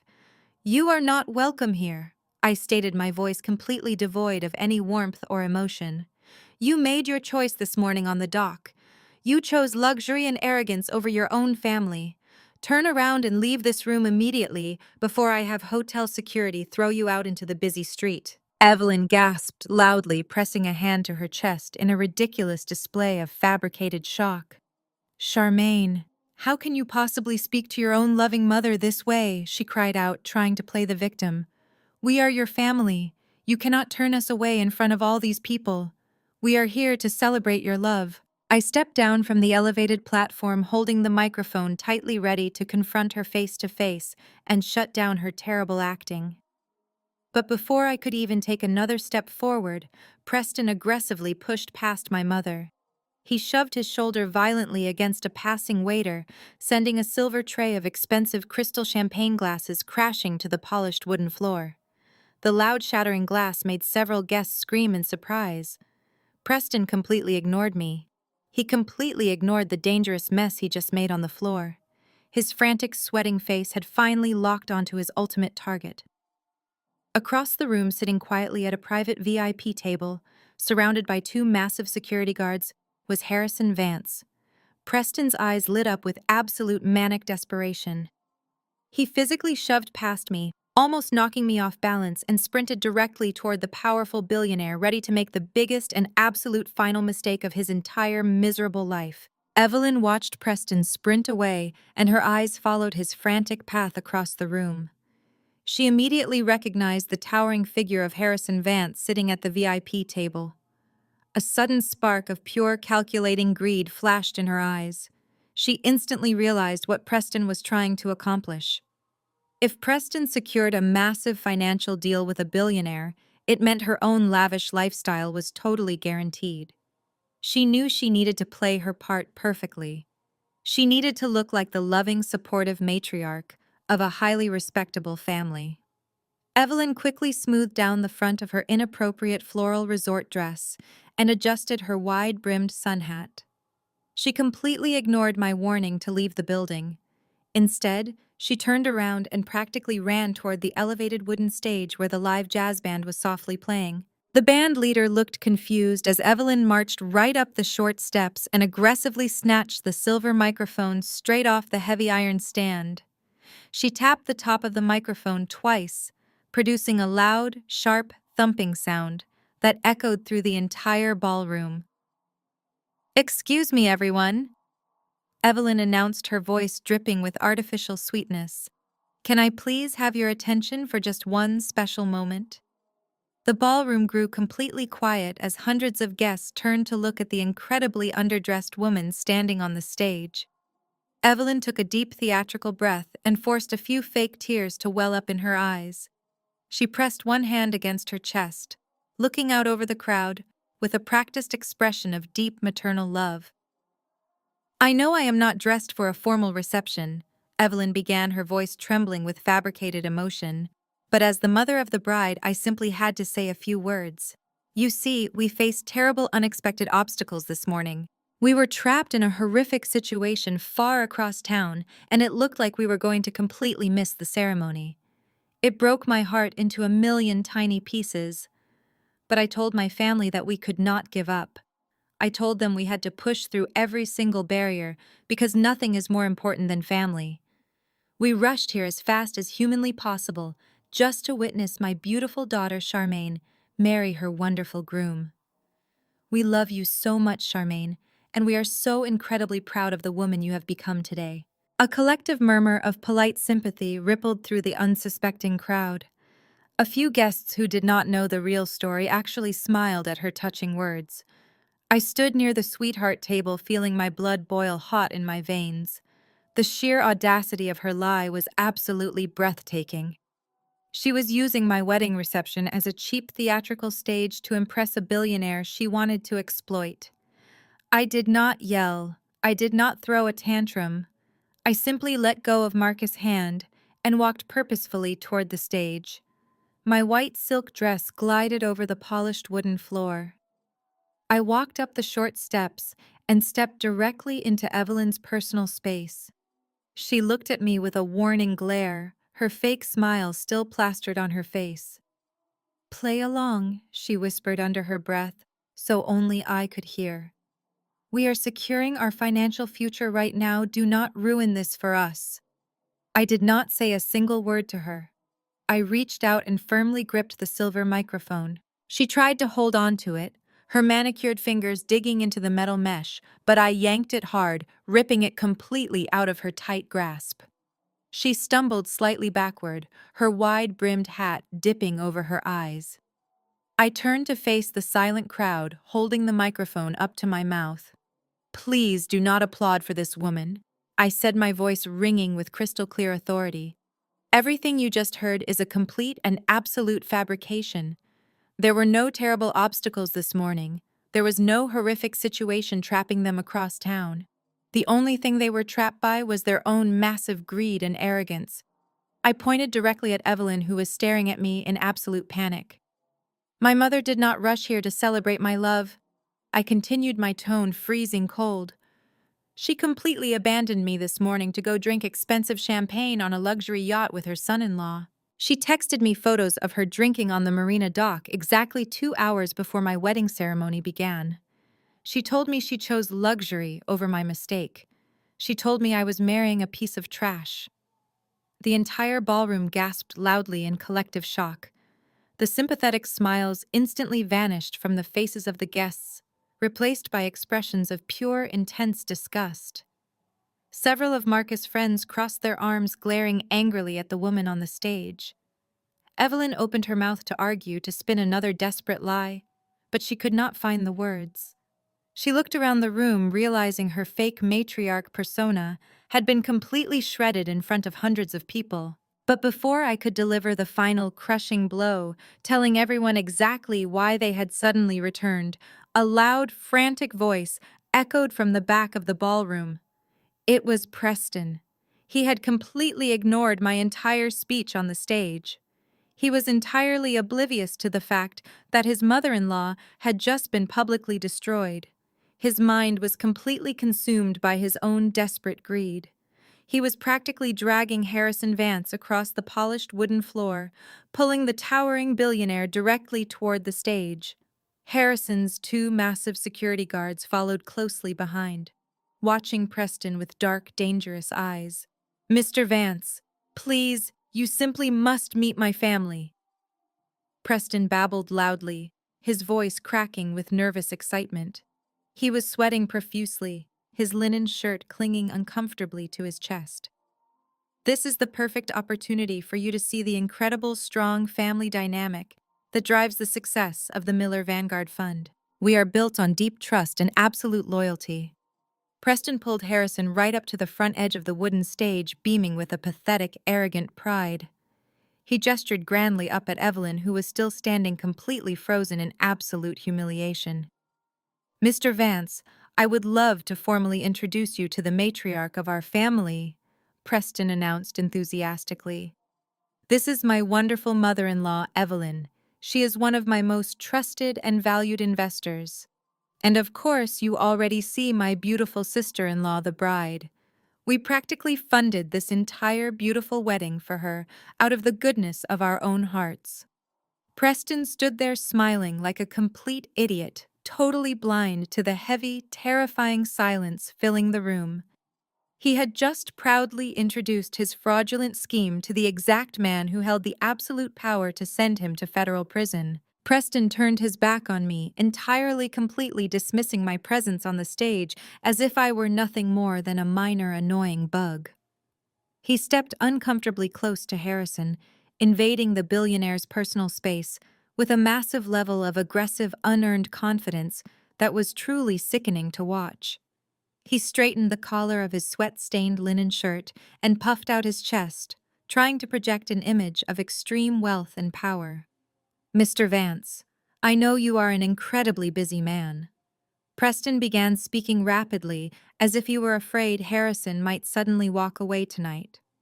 "But I simply could not let a brilliant mind like yours slip through my fingers without introducing myself and offering you a highly lucrative proposal." The Miller Vanguard Fund is uniquely positioned to handle massive institutional capital because we do not just manage money, we actively curate vast generational wealth. We offer exclusive high-yield opportunities that most mainstream banks cannot even comprehend, let alone access, because they lack our specialized, elite private market connections. Preston reached back and blindly grabbed Chloe's wrist, dragging my sister forward until she was standing right next to him, looking nervous and terribly uncomfortable. Chloe tried to force a polite smile, but her eyes were darting anxiously around the completely silent ballroom, finally sensing that something was deeply wrong. Preston wrapped his arm tightly around her waist, presenting her like a shiny, expensive trophy to prove his so-called diverse connections to the community. And I am deeply committed to uplifting this specific demographic. Preston continued, his tone dripping with a foul, condescending arrogance that made my stomach turn. Marrying Chloe has given me such a profound, authentic connection to the local urban community, and I want to leverage that connection for mutual benefit. My fund is heavily focused on creating pathways for people who might not traditionally have access to top-tier financial markets or elite investment strategies. We are practically doing charity work while maintaining absolutely stellar profit margins and delivering unmatched quarterly returns to all of our deeply satisfied, loyal investors. Harrison did not say a single word to Preston as he stood perfectly still with his large hands clasped casually behind his broad, strong back. His handsome, weathered face was an impenetrable mask of pure, cold stone, showing absolutely zero reaction to the incredibly offensive garbage leaving Preston's arrogant mouth. He let Preston ramble on, giving him all the rope he needed to hang himself completely in front of all these highly respected professional witnesses. The two massive security guards standing behind Harrison shifted their weight slightly. Their eyes locked onto Preston with intense, intimidating focus, ready to act instantly. But Preston was far too consumed by his own massive ego to notice the dangerous shift in the room or the growing anger around him. He actually mistook Harrison's icy silence for genuine professional interest and decided to push his luck even further by insulting the man I just married. Preston chuckled loudly, a dry, arrogant sound that echoed awkwardly in the quiet space as he leaned in closer to share a fake, exclusive secret. Between you and me, Mr. Vance handling this family has been quite the massive charitable undertaking on my part, because they lack basic financial literacy. Take the groom, for example, Preston said, turning his head and pointing a dismissive finger directly at Marcus, who stood protectively right by my side. Marcus is a nice enough guy, I suppose, but he is just a common contractor who pulls wires and fixes electrical panels for a living. When Charmaine decided to settle for a blue-collar laborer, my mother-in-law and I were absolutely devastated and tried to stage an intervention. We practically had to beg her to reconsider because we knew she was throwing her life away on a man with absolutely no financial future. We even offered her a low-level assistant job at my hedge fund, just to keep her off the streets and teach her corporate skills. But some people simply refuse to be elevated because they are perfectly content wallowing in their own mediocrity and associating with lower-class uneducated workers. A collective angry gasp rose from the guests sitting near the front of the stage as they heard his incredibly disrespectful and highly offensive words. Several of Marcus' co-workers stood up from their chairs, their faces flushed with righteous anger, ready to physically defend their beloved boss from this clown. Marcus raised his hand instantly, signaling his loyal team to stand down because he knew exactly what was about to happen to my foolish brother. He looked at Preston with an expression of pure, unadulterated pity while waiting patiently for his father to deliver the final, absolute, crushing verbal blow. Harrison slowly reached up and adjusted the perfect knot of his expensive silk tie before taking one single deliberate step forward toward the sweating man. He completely dominated the physical space between them, forcing Preston to instinctively take a small, terrified step backward, almost tripping over Chloe's expensive high heels. When Harrison finally spoke, his deep, rich voice was laced with a chilling, absolute authority that sent a visible, terrifying shiver right down Preston's spine. You manage the Vanguard Trust portfolio, correct? Harrison asked, his tone deceptively mild and perfectly even as he delivered the ultimate perfectly crafted, devastating hook. Preston's face instantly lit up with immense, overwhelming relief, as the panic immediately vanished from his eyes, replaced by a massive, sickeningly triumphant, arrogant grin. He honestly believed he had just successfully navigated the pitch of a lifetime and secured a massive financial partnership with a highly respected global billionaire. He puffed his chest out again, standing tall and nodding vigorously as he prepared to claim full ownership of his massive, completely fraudulent financial empire. Yes, sir. Preston beamed, his voice practically trembling with greedy excitement as he smiled widely at the powerful man standing just a few feet away. Harrison did not return the enthusiastic smile. Instead, the faint trace of amusement completely vanished from his face, leaving behind an expression of such cold, terrifying, absolute zero hostility that Preston physically flinched. The temperature in the massive ballroom felt like it dropped 10 degrees. I watched from the stage, holding my own microphone tightly as the powerful billionaire prepared to completely dismantle my brother-in-law. That is incredibly fascinating, Preston Harrison said, his voice dropping an octave, resonating with pure dangerous power. I did not just come here today to attend a wedding. I came here directly from a secure corporate boardroom downtown. As of 8 o'clock this morning, my firm successfully completed a hostile takeover of Vanguard Trust. I am now the majority shareholder and the absolute legal owner of the parent company that holds your pathetic little fund. Preston's triumphant smile completely froze on his face. The color rapidly drained from his cheeks, leaving his skin an unhealthy pale gray. He looked like a man who had just stepped off a cliff and suddenly realized there was no safety net. What he stammered, his voice a high-pitched squeak of pure terror. No, that cannot be right. There was no internal memo. The board of directors would have notified the managing partners. Harrison took another step forward, invading Preston's personal space completely. When I execute a hostile takeover, I do not send polite internal memos to low-level fund managers, Harrison growled, his eyes narrowing into dark, menacing slits. I send forensic accountants. I send teams of ruthless corporate auditors to secure the servers and lock down the accounts before desperate thieves like you can shred the evidence. My team has spent the last 48 hours digging through your financial portfolios. And do you want to know exactly what they found, Preston? Preston could not speak. His mouth opened and closed like a dying fish gasping for air on a dry dock. Evelyn had completely stopped breathing, standing frozen next to him with her eyes wide in absolute horror.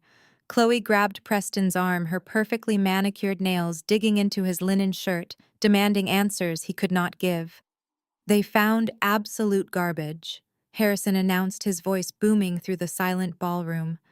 They found massive fabricated returns. They found empty offshore holding accounts. They found a Ponzi scheme built entirely on the stolen retirement funds of your own gullible family members. You do not manage generational wealth, Preston. You manage a federal crime scene. And as the new owner of your parent company, my very first executive action was to hand your entire server hard drive directly over to the Securities and Exchange Commission.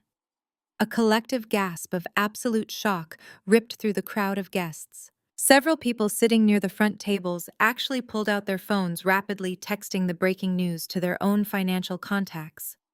The sheer magnitude of Preston's massive failure was now completely public knowledge. He was not just broke. He was heading straight for a federal penitentiary. Evelyn let out a sharp squeak. She stumbled backward, her hands flying up to cover her mouth. "My money," she whispered, her voice trembling violently. "Preston, what is he talking about? Tell him he is lying. Tell him my retirement trust is perfectly secure." Preston ignored her completely. His entire body was shaking uncontrollably. He looked wildly around the room, searching for any possible escape from the crushing reality of his situation. But Harrison's two massive security guards had subtly shifted their positions perfectly, blocking the main aisle leading to the double doors. There was absolutely nowhere to run. Harrison turned his back on the sweating, terrified man, dismissing him entirely. The billionaire looked out over the shocked crowd of guests, scanning the faces of my toxic relatives who were sitting near the back tables. He raised his hand and pointed a long, commanding finger directly at Marcus, who was standing right beside me on the stage. This morning, on a marina dock, and again, right here in this beautiful room. You arrogant people insulted my family, Harrison declared, his voice ringing with fierce, protective anger. You looked down on my son. You called this incredible, hard-working man a trashy electrician. You mocked his clothes, you mocked his profession, and you tried to force my beautiful daughter-in-law to cancel her wedding to him. You believed you were superior simply because you wore expensive suits paid for with stolen money. Harrison walked over to the edge of the stage, looking up at us with immense paternal pride. You should know exactly who you are insulting, he continued, projecting his voice to the furthest corners of the massive ballroom. You should know the absolute true caliber of the man you tried to throw away today. Harrison reached out and gently took the wireless microphone from my hand. He looked at Marcus, offering him a firm, respectful nod. It is time, son, Harrison said quietly. Show them exactly who they messed with today. Harrison handed the silver microphone directly to Marcus. I watched my husband take the cold metal cylinder in his strong hand. The profound transformation was instant and mesmerizing to witness. The quiet, humble, patient demeanor of the electrician vanished. His broad shoulders rolled back, his posture straightening into a stance of absolute, undeniable corporate authority. He was no longer the soft-spoken man who patiently endured my family's cruel, endless insults. He was an apex predator stepping directly into his own territory. Marcus walked to the absolute center of the wooden stage, looking down at the broken man standing just a few feet below him. His dark brown eyes were completely cold, devoid of any sympathy or hesitation. He held the heavy silver wireless microphone right up to his mouth, and the entire packed luxury ballroom held its collective terrified breath, waiting silently for the final, absolutely devastating corporate death blow. Marcus looked down at Preston with an expression of complete and utter pity. When he finally spoke, his deep voice resonated clearly through the massive speakers. You have spent the last year calling me a worthless laborer. Preston Marcus began, his tone completely level. You mocked my worn work boots and my stained overalls. You laughed at the old truck I drove to your holiday dinners. You told everyone I was just a common wire puller who would never amount to anything. But you made a miscalculation. You look at a man in a tailored silk suit and assume he is wealthy. You look at a man with grease on his hands and you assume he is poor. Marcus took a confident pace across the stage. My name is not just Marcus the electrician, he announced. I am the executive vice president of Vance Energy Infrastructure. I am the managing director of our global operations. Our company builds the electrical grids that power cities. I manage government contracts worth hundreds of millions of dollars. The reason I wear heavy work boots and denim overalls is because I refuse to be a disconnected executive who sits in an air-conditioned office while my men perform the labor. I work alongside my crews because that is how you build respect and loyalty. I choose to be in the field. I chose to drive a truck because I do not need a leased luxury sports car to prove my worth to people like you. The revelation hit the room like a shockwave. Chloe let out a gasp, her hands flying up to cover her open mouth. The heavy realization crashed over her. The man she had spent the entire year mocking, the man she told me I was settling for, was actually a billionaire heir. He was an executive whose personal net worth dwarfed Preston's fake hedge fund by hundreds of millions of dollars. I watched Chloe's face rapidly morph from absolute horror to a deep, sickening shade of envious green. Her eyes widened as she stared at Marcus, taking in his broad, muscular shoulders and his commanding presence. She looked down at her own sweating, pathetic husband, and then looked back at Marcus, her face twisting with raw, desperate greed. She had completely bet her entire life on the wrong horse, and the crushing regret was visibly destroying her from the inside out. Evelyn was not faring any better. My mother literally swayed on her feet, her face turning an incredibly pale shade of chalk white. She reached out and blindly grabbed the edge of a nearby cocktail table just to keep her trembling legs from completely giving out beneath her. She had spent my entire adult life trying to force me into the shallow elite social circles she desperately worshipped.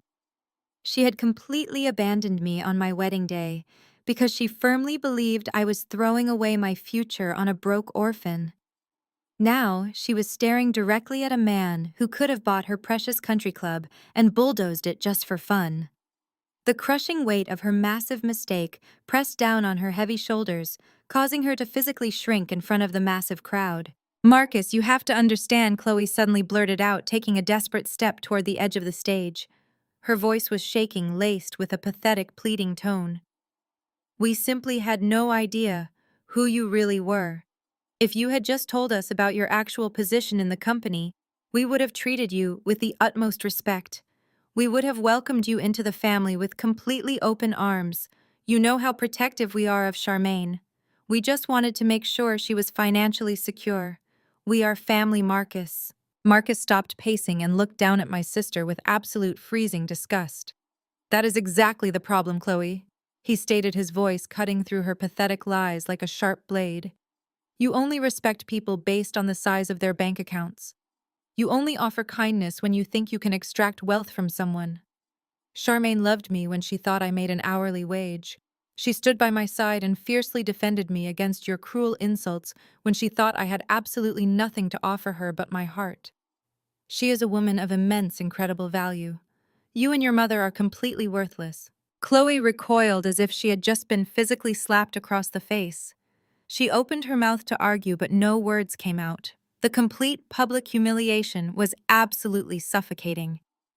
Marcus turned his intense focus away from my completely broken sister and locked his dark eyes back onto Preston, who was still sweating profusely and looking wildly toward the main exit doors. "As for you, Preston," Marcus said, his voice dropping into a low, dangerous register, "you tried to humiliate my beautiful wife today. You tried to use her wedding as a cheap networking event to save your sinking, fraudulent ship. But you made the biggest mistake of your entire life when you underestimated the brilliant woman standing right next to me." Marcus turned and looked at me, his eyes filled with immense love and absolute pride. He lowered the heavy silver microphone from his mouth and offered me a warm, encouraging smile. "I believe my brilliant wife has a special wedding present for you," Preston Marcus announced, stepping back to give me the center stage. I felt adrenaline rush through my veins. The moment of reckoning had arrived.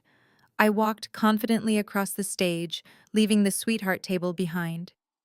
I bypassed my mother and sister, who were frozen in fear. I stepped up to the DJ booth. I pulled the connection cable from the audio mixer and plugged it into my phone. I tapped my screen twice, waking up the high-resolution projector mounted above the dance floor. It was time to show the world the truth. The massive white projection screen slowly descended from the high ceiling just behind the live jazz band.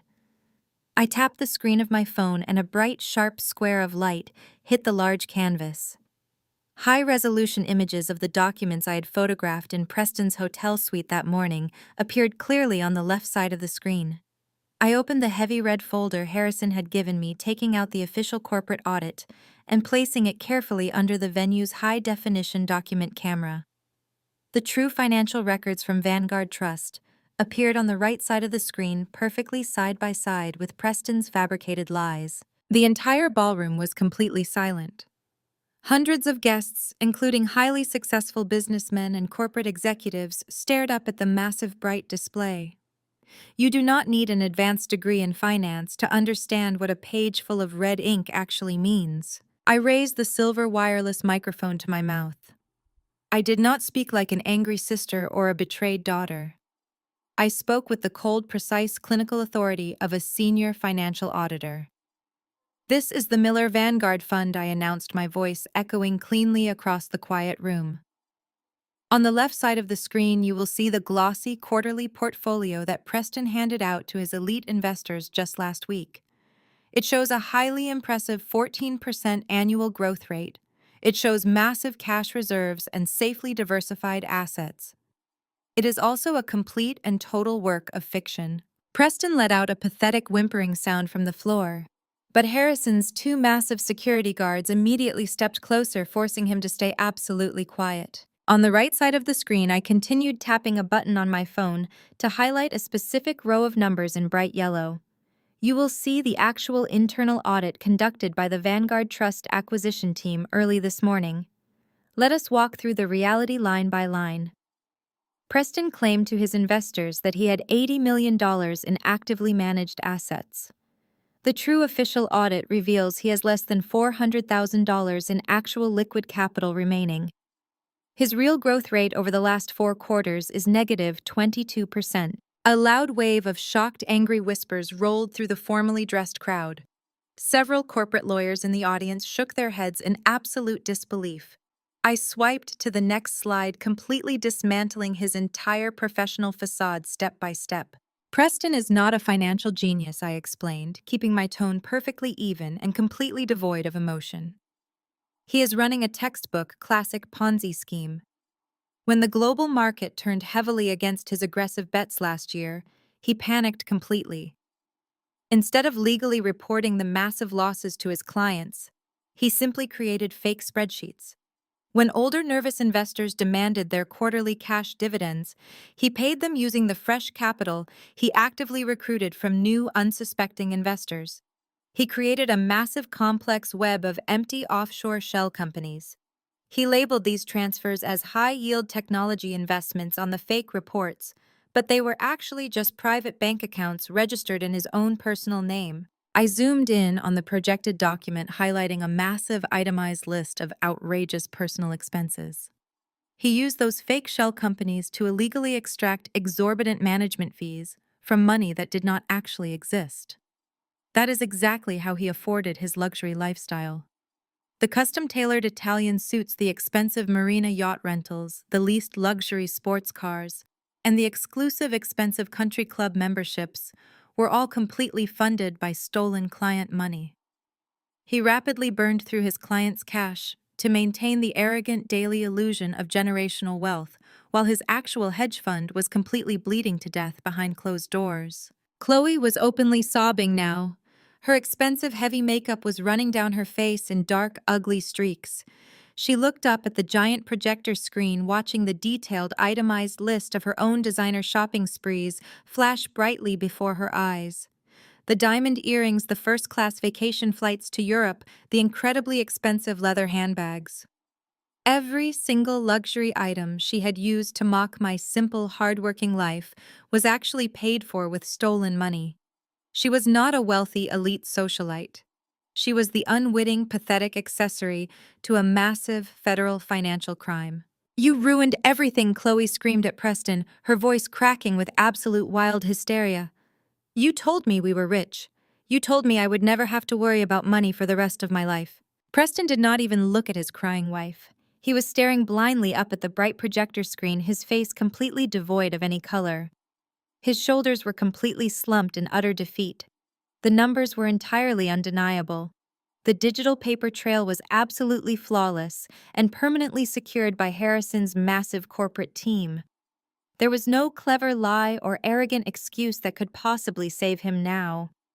His entire fake empire had been completely reduced to ashes in less than 5 minutes of simple, basic math. But I was not finished. Exposing his massive corporate fraud to the public was just the beginning of the presentation. I needed to expose the absolute depths of his personal family betrayal. I needed to show my toxic mother exactly what her blind, absolute worship of status had actually cost her. I needed to completely break the toxic financial spell she had been living under for years. I tapped my phone screen one more time, pulling up the third and absolutely most devastating document I had photographed on his desk that morning. It was the specific private portfolio clearly labeled the Evelyn Retirement Trust. The large room grew even quieter, if that was actually physically possible. The heavy tension in the air was incredibly thick and suffocating. I walked slowly to the very edge of the wooden stage, holding the silver microphone tightly in my right hand. I looked past my crying sister and my completely broken brother-in-law. I locked my eyes directly onto my mother.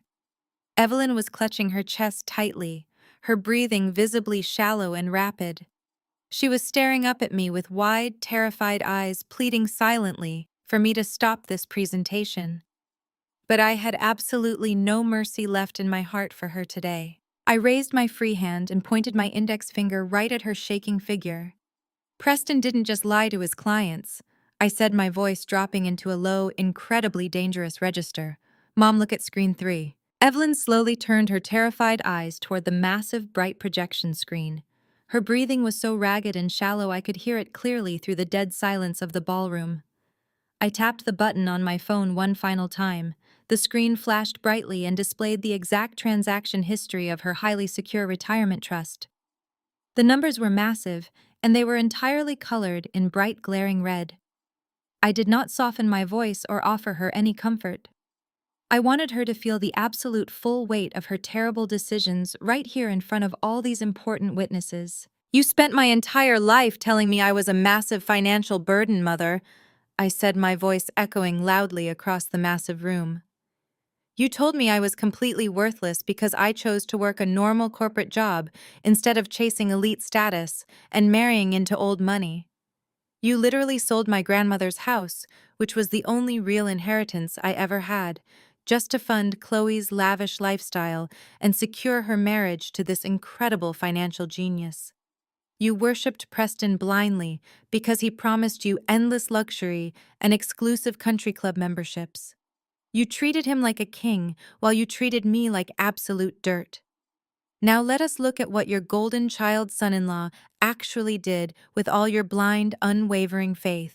I pointed directly at the first highlighted row of transactions on the massive screen. 2 years ago, Preston made a massive illegal bet on the international commodities market using his client's money, I explained, keeping my tone razor-sharp and entirely professional. When the global market crashed, he lost absolutely everything. He was completely broke and staring at massive federal prison time for wire fraud. So instead of admitting his massive failure like a real man, he decided to steal from the only person gullible enough to give him completely unregulated access to their financial accounts. You. He secretly drained your entire retirement trust, Mother. He wiped out all the family emergency funds. He took the massive profit from the sale of grandmother's beautiful house. He transferred every single penny of your life savings into his failing offshore accounts, just to silently cover his massive illegal debts. Evelyn let out a sound that I had never heard before in my entire life. It was a guttural, agonizing wail of pure, absolute despair that chilled my blood. She dropped heavily to her knees right there on the polished wooden dance floor, clutching her head in both of her shaking hands. She rocked back and forth, sobbing uncontrollably as the terrifying reality of her complete financial ruin crashed down upon her shoulders. She had absolutely nothing left in the world. Her entire identity was built entirely on her fabricated wealth and her shallow social status. Without her money, she was just an empty, bitter woman who had alienated her only hardworking, loyal daughter for absolutely no reason. The few country club friends she had invited to the reception were staring at her with pure disgust, completely backing away from her kneeling figure. Chloe was completely paralyzed, standing perfectly still next to her sweating, panicking husband. Her perfectly manicured hands were trembling violently at her sides. She slowly turned her head and looked at Preston. The man she had married strictly for his money and his elite status was standing there looking completely pathetic. He was drenched in cold, nervous sweat, his expensive linen shirt clinging tightly to his chest. He could not even look his own wife in the eyes. He just stared at the wooden floor, shaking his head rapidly in silent, desperate, terrifying denial. Chloe suddenly snapped. The fragile, beautiful illusion of her perfect elite life completely shattered into a million sharp, broken pieces. She lunged forward with terrifying, unexpected speed. "You stole from my own mother!" she screamed, her voice cracking with absolute wild fury. "You stole my grandmother's house. You told me we were royalty, Preston. You made me look down on my own sister. You made me throw away my entire family for you because you said they were dragging us down." Chloe raised her right hand and slapped Preston directly across the face with all the incredible strength she possessed in her body. The loud, sharp crack echoed violently through the entire formal ballroom. Preston stumbled backward, clutching his rapidly reddening cheek in pure shock. Chloe did not stop. She began hitting his chest with her closed fists, screaming hysterically about her ruined life, her fake designer clothes, and her lost money. She realized in that exact excruciating moment that she had spent years mocking Marcus, a truly incredible man who was actually worth hundreds of millions of dollars, while she was sleeping next to a broke, pathetic con artist who had systematically destroyed her own family. She had thrown away a genuine billionaire brother-in-law and a lifetime of true security just to blindly worship a massive federal criminal. Preston frantically pushed Chloe away, sending her stumbling back into a nearby empty cocktail table. He looked wildly around the large room, his eyes wide with pure animal panic. He realized that the massive corporate crowd was completely turning against him. Several large men were already standing up from their formal dining tables, stepping slowly into the main aisles to block his potential escape routes. Harrison's two massive security guards took a synchronized heavy step forward, their hands resting casually near their holsters. "You cannot do this to me!" Preston screamed, pointing a shaking, sweaty finger directly at me on the elevated stage. "That evidence is completely illegal. You hacked into my private secure computer systems. You broke the law, Charmaine. None of this stolen information is admissible in any court. I am going to sue you for everything you own. I am going to destroy you and your fake billionaire husband." I stood my ground on the wooden stage, looking down at him with complete freezing indifference. "I did not hack anything." "Preston," I replied calmly into the microphone. "You left your highly confidential financial portfolios sitting wide open on a hotel desk because you were far too busy drinking expensive champagne and bragging about your fake yacht trip to actually secure your documents. I simply used my eyes and my phone camera. But it does not matter anyway, because Harrison Vance legally purchased your entire parent company this morning. His massive corporate forensic team already handed your actual physical hard drives directly to the federal authorities." Preston let out a loud, desperate scream of pure animal terror. He turned his back on his crying wife and his sobbing mother-in-law. He completely abandoned them on the floor, just like he had abandoned his fiduciary duties to his loyal clients. He lowered his head and made a frantic mad dash, straight for the heavy mahogany double doors at the back of the massive ballroom. He was determined to escape the luxury hotel and disappear into the busy city before the authorities could officially secure an arrest warrant. But his desperate, pathetic escape plan was already completely doomed. Just as his sweating hands reached out to grab the heavy brass door handles, a loud, piercing sound completely shattered the tense silence of the luxury reception hall. It was the unmistakable, high-pitched wail of multiple approaching police sirens. The deafening sound grew rapidly louder, echoing aggressively off the tall glass windows of the ballroom. Red and blue emergency lights began flashing intensely outside, cutting through the dark evening sky and illuminating the terrified, pale face of my completely ruined brother-in-law. The heavy mahogany double doors did not just open, they were violently thrown wide apart by a team of heavily armed federal agents. They wore dark tactical windbreakers with the bright yellow letters FBI printed boldly across their broad backs. Following closely behind them were several stern-looking officials from the Securities and Exchange Commission holding thick black leather briefcases. The loud, chaotic chatter of the police radios echoed aggressively through the silent luxury ballroom, completely destroying any remaining illusion of a high society elite gathering. Preston froze completely, his shaking hand still hovering just inches away from the brass door handle. He looked exactly like a terrified deer caught in the blinding headlights of a massive speeding freight train. He slowly backed away from the doors, holding his sweating hands high up in the air, his eyes wide with absolute pure animal panic. "FBI, nobody move!" The lead agent shouted, his authoritative voice booming across the formal room. "We have an active federal warrant for the immediate arrest of Preston Miller." Preston suddenly lost his mind completely. He let out a high-pitched, panicked shriek and tried to dart rapidly to his left, making a pathetic, desperate dash toward the catered buffet tables. He was blindly hoping to slip out through the swinging doors of the service kitchen and escape into the dark back alleys of the city. But the federal agents were incredibly fast and highly trained for this exact scenario. Two massive agents sprinted aggressively across the polished wooden floor, closing the distance in mere seconds. They tackled Preston violently right by the edge of the dance floor, just inches away from our towering 5-tier white fondant wedding cake. The massive physical impact shook the entire dessert table, sending several delicate sugar flowers tumbling to the ground. Preston hit the hard wooden floor face first, with a loud, sickening thud. His expensive, custom-tailored linen shirt tore loudly at the shoulder seam, entirely ruining his flawless elite aesthetic.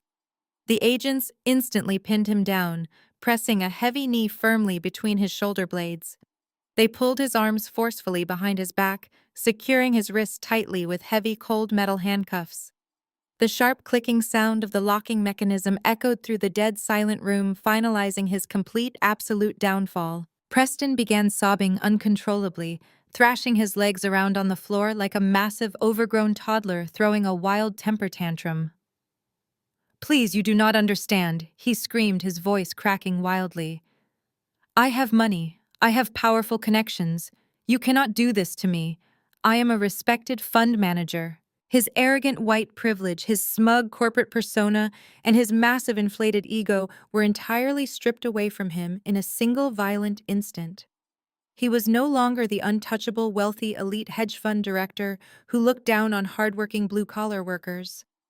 He was just a pathetic, crying, desperate criminal pinned to the floor of a wedding reception he had aggressively tried to ruin. The lead FBI agent calmly walked past the crying mess on the floor and approached the VIP table. He looked directly at Harrison Vance, offering a firm, respectful nod of acknowledgement. Harrison gave a short nod in return, his face completely impassive. Harrison had been quietly coordinating with the federal authorities all week, providing them with all the necessary digital access to Vanguard Trust's compromised financial servers. But it was my quick thinking this morning that truly sealed his fate.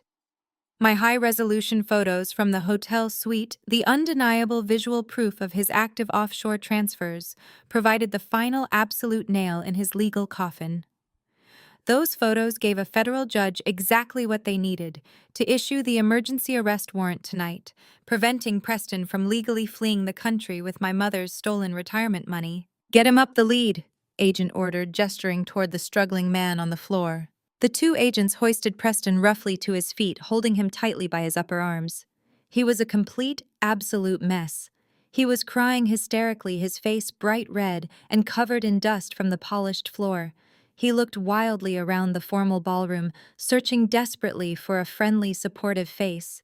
He looked at the wealthy corporate guests he had just tried to pitch his fake fund to, but they all looked back at him with pure, freezing disgust. He looked back at his wife, pleading desperately. "Chloe, call my parents," he begged, sobbing loudly. "Tell them to wire bail money, Chloe, please, you have to help me." But Chloe did not move a single muscle. She just stared at him with an incredibly blank, empty expression, entirely paralyzed by the massive, terrifying scale of his betrayal. The ballroom remained completely, totally silent. No one stepped forward to defend him. No one offered to call his expensive lawyers. Marcus stepped closer to me on the elevated stage, wrapping his strong, warm arms securely around my waist. He did not gloat or cheer as Preston was arrested. He simply stood there as a silent, immovable pillar of strength, watching the absolute worst kind of trash finally take itself out. The agents dragged Preston out of the luxury reception hall, his expensive Italian leather shoes dragging pathetically across the carpet. He was pulled out through the heavy double doors, kicking and screaming into the cool night air, illuminated entirely by the flashing red and blue emergency lights of the waiting police cruisers. The heavy wooden doors closed firmly behind him, sealing his fate forever and completely silencing his pathetic, desperate cries. The chaotic energy rapidly settled, leaving a heavy, incredibly awkward silence hanging thickly in the massive room. The flashing lights slowly faded away from the frosted glass windows as the federal vehicles sped off into the dark city, taking the fraudulent monster away for good. I stood on the wooden stage holding the silver microphone looking out over the completely changed landscape of my wedding reception. On the very center of the polished wooden dance floor stood Evelyn and Chloe. They were completely entirely alone. The few elite country club friends they had proudly invited to the reception had already quietly slipped out the back exit, wanting absolutely nothing to do with this massive, humiliating public scandal. Mother and sister looked at each other slowly, realizing the absolute crushing totality of their immediate destruction. They had absolutely no money left. They had absolutely no social status remaining. And they had absolutely no powerful, arrogant husband to hide behind anymore. Their entire fake reality had been completely obliterated. Slowly trembling with raw, terrifying desperation, they both turned their heads and looked directly up at me. Slowly trembling with raw, terrifying desperation, they both turned their heads and looked directly up at me. My mother Evelyn let out a broken, pathetic whimper. Her knees finally gave out completely, and she collapsed heavily onto the hard wooden floor. The expensive floral resort dress she had worn to flaunt her fake wealth now looked like a cheap, wrinkled rag wrapped around a broken woman. She crawled forward, dragging herself across the polished dance floor, until she reached the bottom of the elevated wooden stage.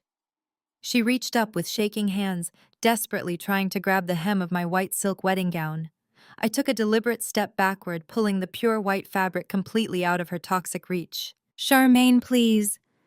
Evelyn sobbed, her voice hoarse and unrecognizable. Her expensive makeup was completely smeared across her face, making her look terrifying and wild. "You have to help me. I am your mother. I gave you life. You cannot just stand there and let me lose absolutely everything." Preston took every single penny I had in the world. They are going to take my car. They are going to foreclose on my luxury condo. I will be completely out on the street. She looked up at Marcus, her eyes wide with a manic, greedy hope. "Marcus, you are a billionaire," she pleaded, clasping her hands together in prayer. "You have so much money. You can fix this. You can hire lawyers for us. You and Charmaine are going to have a massive, beautiful mansion now. You have more than enough room. I can move in with you. I will be a good mother. I will be the perfect mother-in-law. We are family. You cannot turn your back on your own flesh and blood when we are in desperate need." Before I could even process the sheer, sickening audacity of her request, Chloe suddenly scrambled forward to join her mother on the floor. My golden child sister, who had spent her entire existence looking down on me from her fake pedestal, was now on her hands and knees weeping like a helpless infant. Her perfect blonde hair was a tangled, messy bird nest. She did not beg me. She knew I saw right through her. Instead, she turned her desperate, tear-stained face directly toward my husband. "Marcus, please listen to me," Chloe cried out, reaching her hand out toward his polished leather shoes. "I have absolutely nothing left. Preston is going to federal prison, and the government is going to seize all of our assets. They are going to take my designer clothes, my jewelry, my house. I have no money, and I have no real job skills, because Preston told me I would never have to work. You own a massive global energy company. You employ thousands of people. Please just give me a job." Chloe swallowed hard, her pride completely entirely broken. "It does not even have to be a corporate executive position," she babbled frantically, tears pouring down her flushed cheeks. "I will be an assistant. I will fetch your coffee. I will organize your files. I will do exactly what Preston offered Charmaine this morning. Just please give me a salary so I do not have to live on the street. We are family now, Marcus. You have to protect your family." Marcus looked down at my sobbing sister with a face carved from absolute solid stone. He did not say a single word. He simply placed his large, warm hand gently on the small of my back, completely transferring the absolute power of the moment directly over to me. This was my family. This was my battle. And this was my absolute final victory. I looked down at the two women groveling on the floor. I searched my heart for even a tiny fraction of sympathy or forgiveness. I searched for the little girl inside me who used to cry in her blue bedroom, just wanting her mother to love her. But that little girl was completely gone. She had been replaced by a strong, independent woman who finally knew her own immense worth. I felt absolutely zero pity for the sobbing messes at my feet. I raised the silver microphone to my mouth one last time. The entire ballroom was incredibly quiet, waiting to hear how I would handle the people who had tortured me for 33 years. "You do not get to use the word family today," I said, my voice ringing with a cold, devastating, absolute finality. "Family is not about sharing blood. Blood is just a biological accident. True family is about respect. It is about loyalty. It is about the people who stand fiercely by your side when you have absolutely nothing to offer them but your heart." I stepped closer to the edge of the stage, looking directly into Evelyn's terrified eyes. "You showed me exactly who you were this morning." I continued, my words striking her like physical blows. "When you thought I was marrying a broke orphan who pulled wires for a living, you threw me away like actual garbage. You refused to walk me down the aisle. You allowed your arrogant son-in-law to humiliate me in a restaurant. You sold my grandmother's legacy to fund a massive lie. You did all of that because you worship money more than you ever loved your own daughter." Evelyn shook her head violently, sobbing loudly into her hands, but she could not deny a single word I said. I shifted my gaze to Chloe, who was shrinking back away from the stage. "And you, Chloe," I said, my voice dropping to a freezing, razor-sharp whisper. "You spent your entire life trying to make me feel incredibly small so you could feel big. You mocked my hardworking husband. You laughed at my wedding venue. You chose to align yourself with a shallow, fraudulent thief because you thought he made you elite. Well, look at where your elite status got you. You are begging for a job from the exact same man you called a trashy loser just 2 hours ago." I lowered the microphone, holding it loosely by my side. The final verdict had been entirely delivered. There was absolutely nothing left to say. There was no redemption available for them here. "I will not help you, Mother," I stated clearly, my unamplified voice carrying perfectly through the tense silence. "And my husband will absolutely not give you a job, Chloe. You made your deliberate choice on the dock this morning. You chose your path, and now you get to walk it completely alone. Enjoy the yacht." Evelyn let out another agonizing, high-pitched scream, lunging forward to grab my ankles. But before her grasping fingers could even touch my skin, I raised my right hand and snapped my fingers loudly. The sharp cracking sound echoed like a gunshot. Instantly, Harrison's two massive security guards stepped aggressively forward from the shadows. They did not show a single ounce of gentle hesitation. They grabbed Evelyn and Chloe firmly by their upper arms, hauling the completely hysterical women up from the polished wooden floor. Evelyn kicked her legs wildly, screaming my name over and over again, begging for a second chance that she would absolutely never get. Chloe sobbed loudly, burying her face in her hands as the guards forcefully marched them straight down the center aisle. The formal wedding guests silently parted ways, letting the guards drag the screaming mother and sister directly out of the building. The heavy mahogany double doors swung shut with a solid final thud, completely cutting off the hysterical screams of my mother and sister. For a few agonizing seconds, the massive luxury ballroom remained totally silent. Hundreds of formally dressed guests were still actively processing the absolute whirlwind of family drama, corporate fraud, and federal arrests they had just witnessed right before their eyes. The sheer shock of seeing an elite hedge fund manager dragged away in metal handcuffs by federal agents left the room completely breathless. Then, from the back of the room near the VIP tables, Harrison Vance stood up and began to clap. His large hands created a slow, steady, rhythmic sound that pierced the heavy silence. Within seconds, Marcus' loyal co-workers and executive friends joined in. Then the corporate lawyers, the vendors, the distant relatives, and even the hotel catering staff began clapping loudly. The polite applause rapidly swelled and grew into a massive, deafening roar of complete approval and intense collective relief. The heavy, suffocating, dark cloud of tension that had hovered over my entire life was finally permanently gone. The air in the formal room felt incredibly light and breathable for the very first time in 33 years. The lead singer of the jazz band, a charismatic older gentleman in a sharp white tuxedo, grabbed his silver microphone stand. He gave a wide, knowing smile to the cheering crowd and snapped his fingers sharply, signaling the talented musicians behind him. A lively, joyful, incredibly soulful melody filled the large room instantly, washing away the last lingering toxic traces of my former family. Marcus turned to face me, his dark brown eyes shining with intense, profound love and absolute respect. He extended his strong, warm hand, bowing slightly in a perfect display of classic, gentlemanly charm. "May I finally have this long-awaited dance, Mrs. Vance?" he asked, his deep, rich voice wrapping around me like a warm, protective blanket.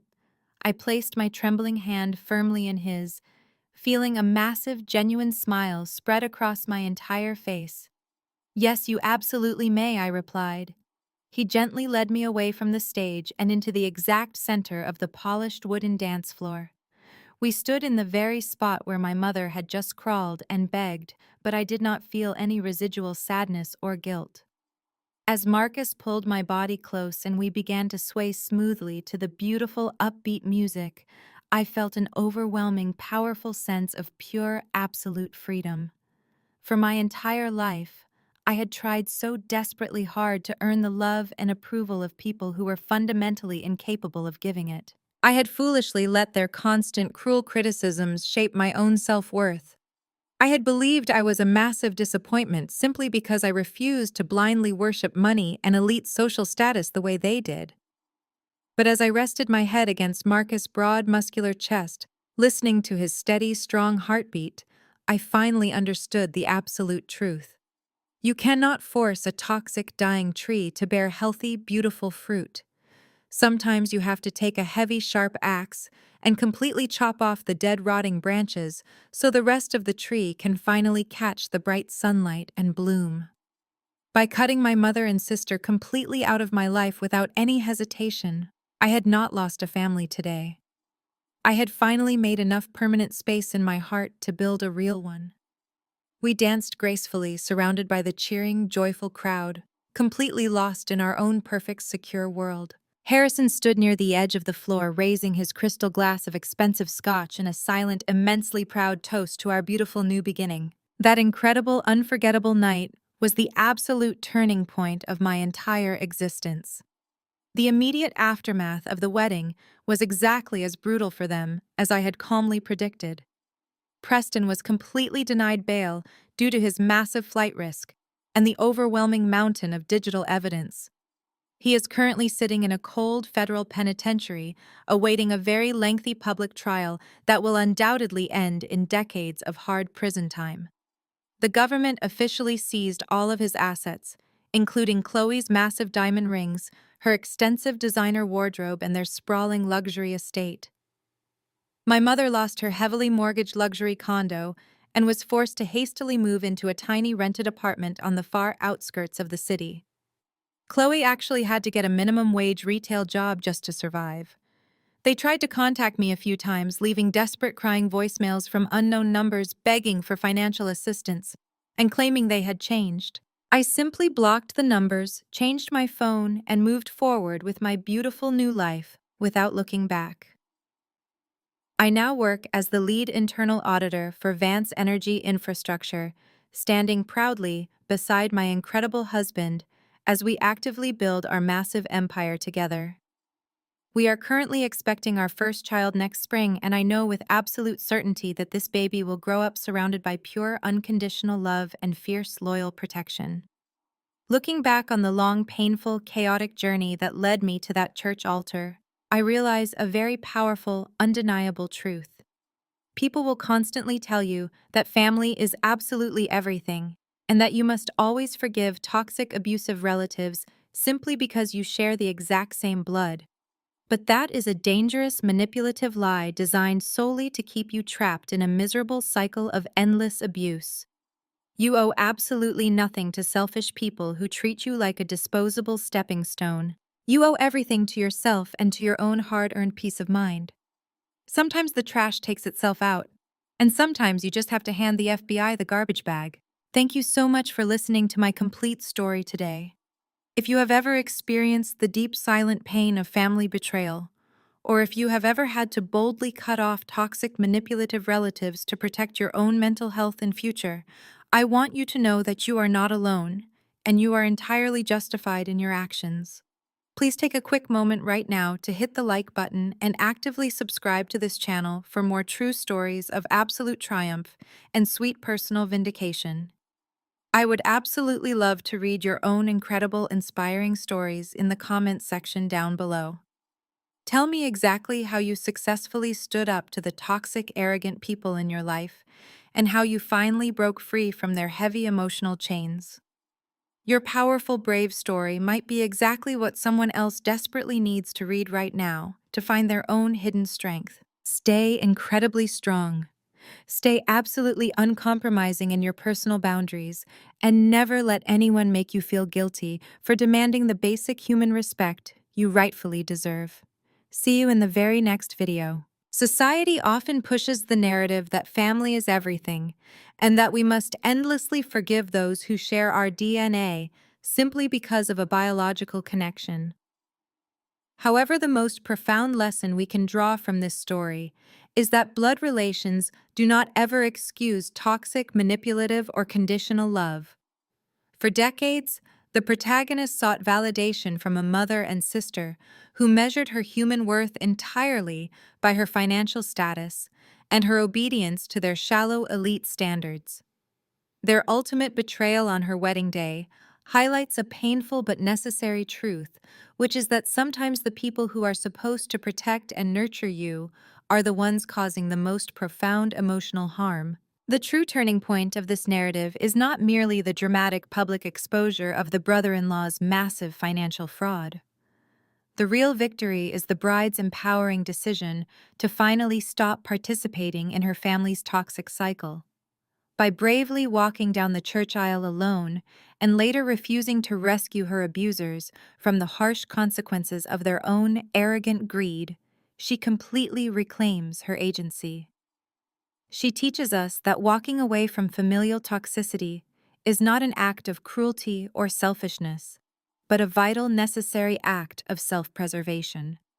In severing those poisoned roots, she actively creates the emotional space required to be nurtured by her chosen family, who offer the genuine respect, loyalty, and unconditional support she always deserved. Ultimately, this story serves as a powerful testament to the fact that we are the sole architects of our own lives, and we possess the absolute right to curate our inner circle and walk away from tables where our worth is not valued. Please share your own journey of setting difficult family boundaries in the comments below, and subscribe to our channel for more empowering stories of resilience.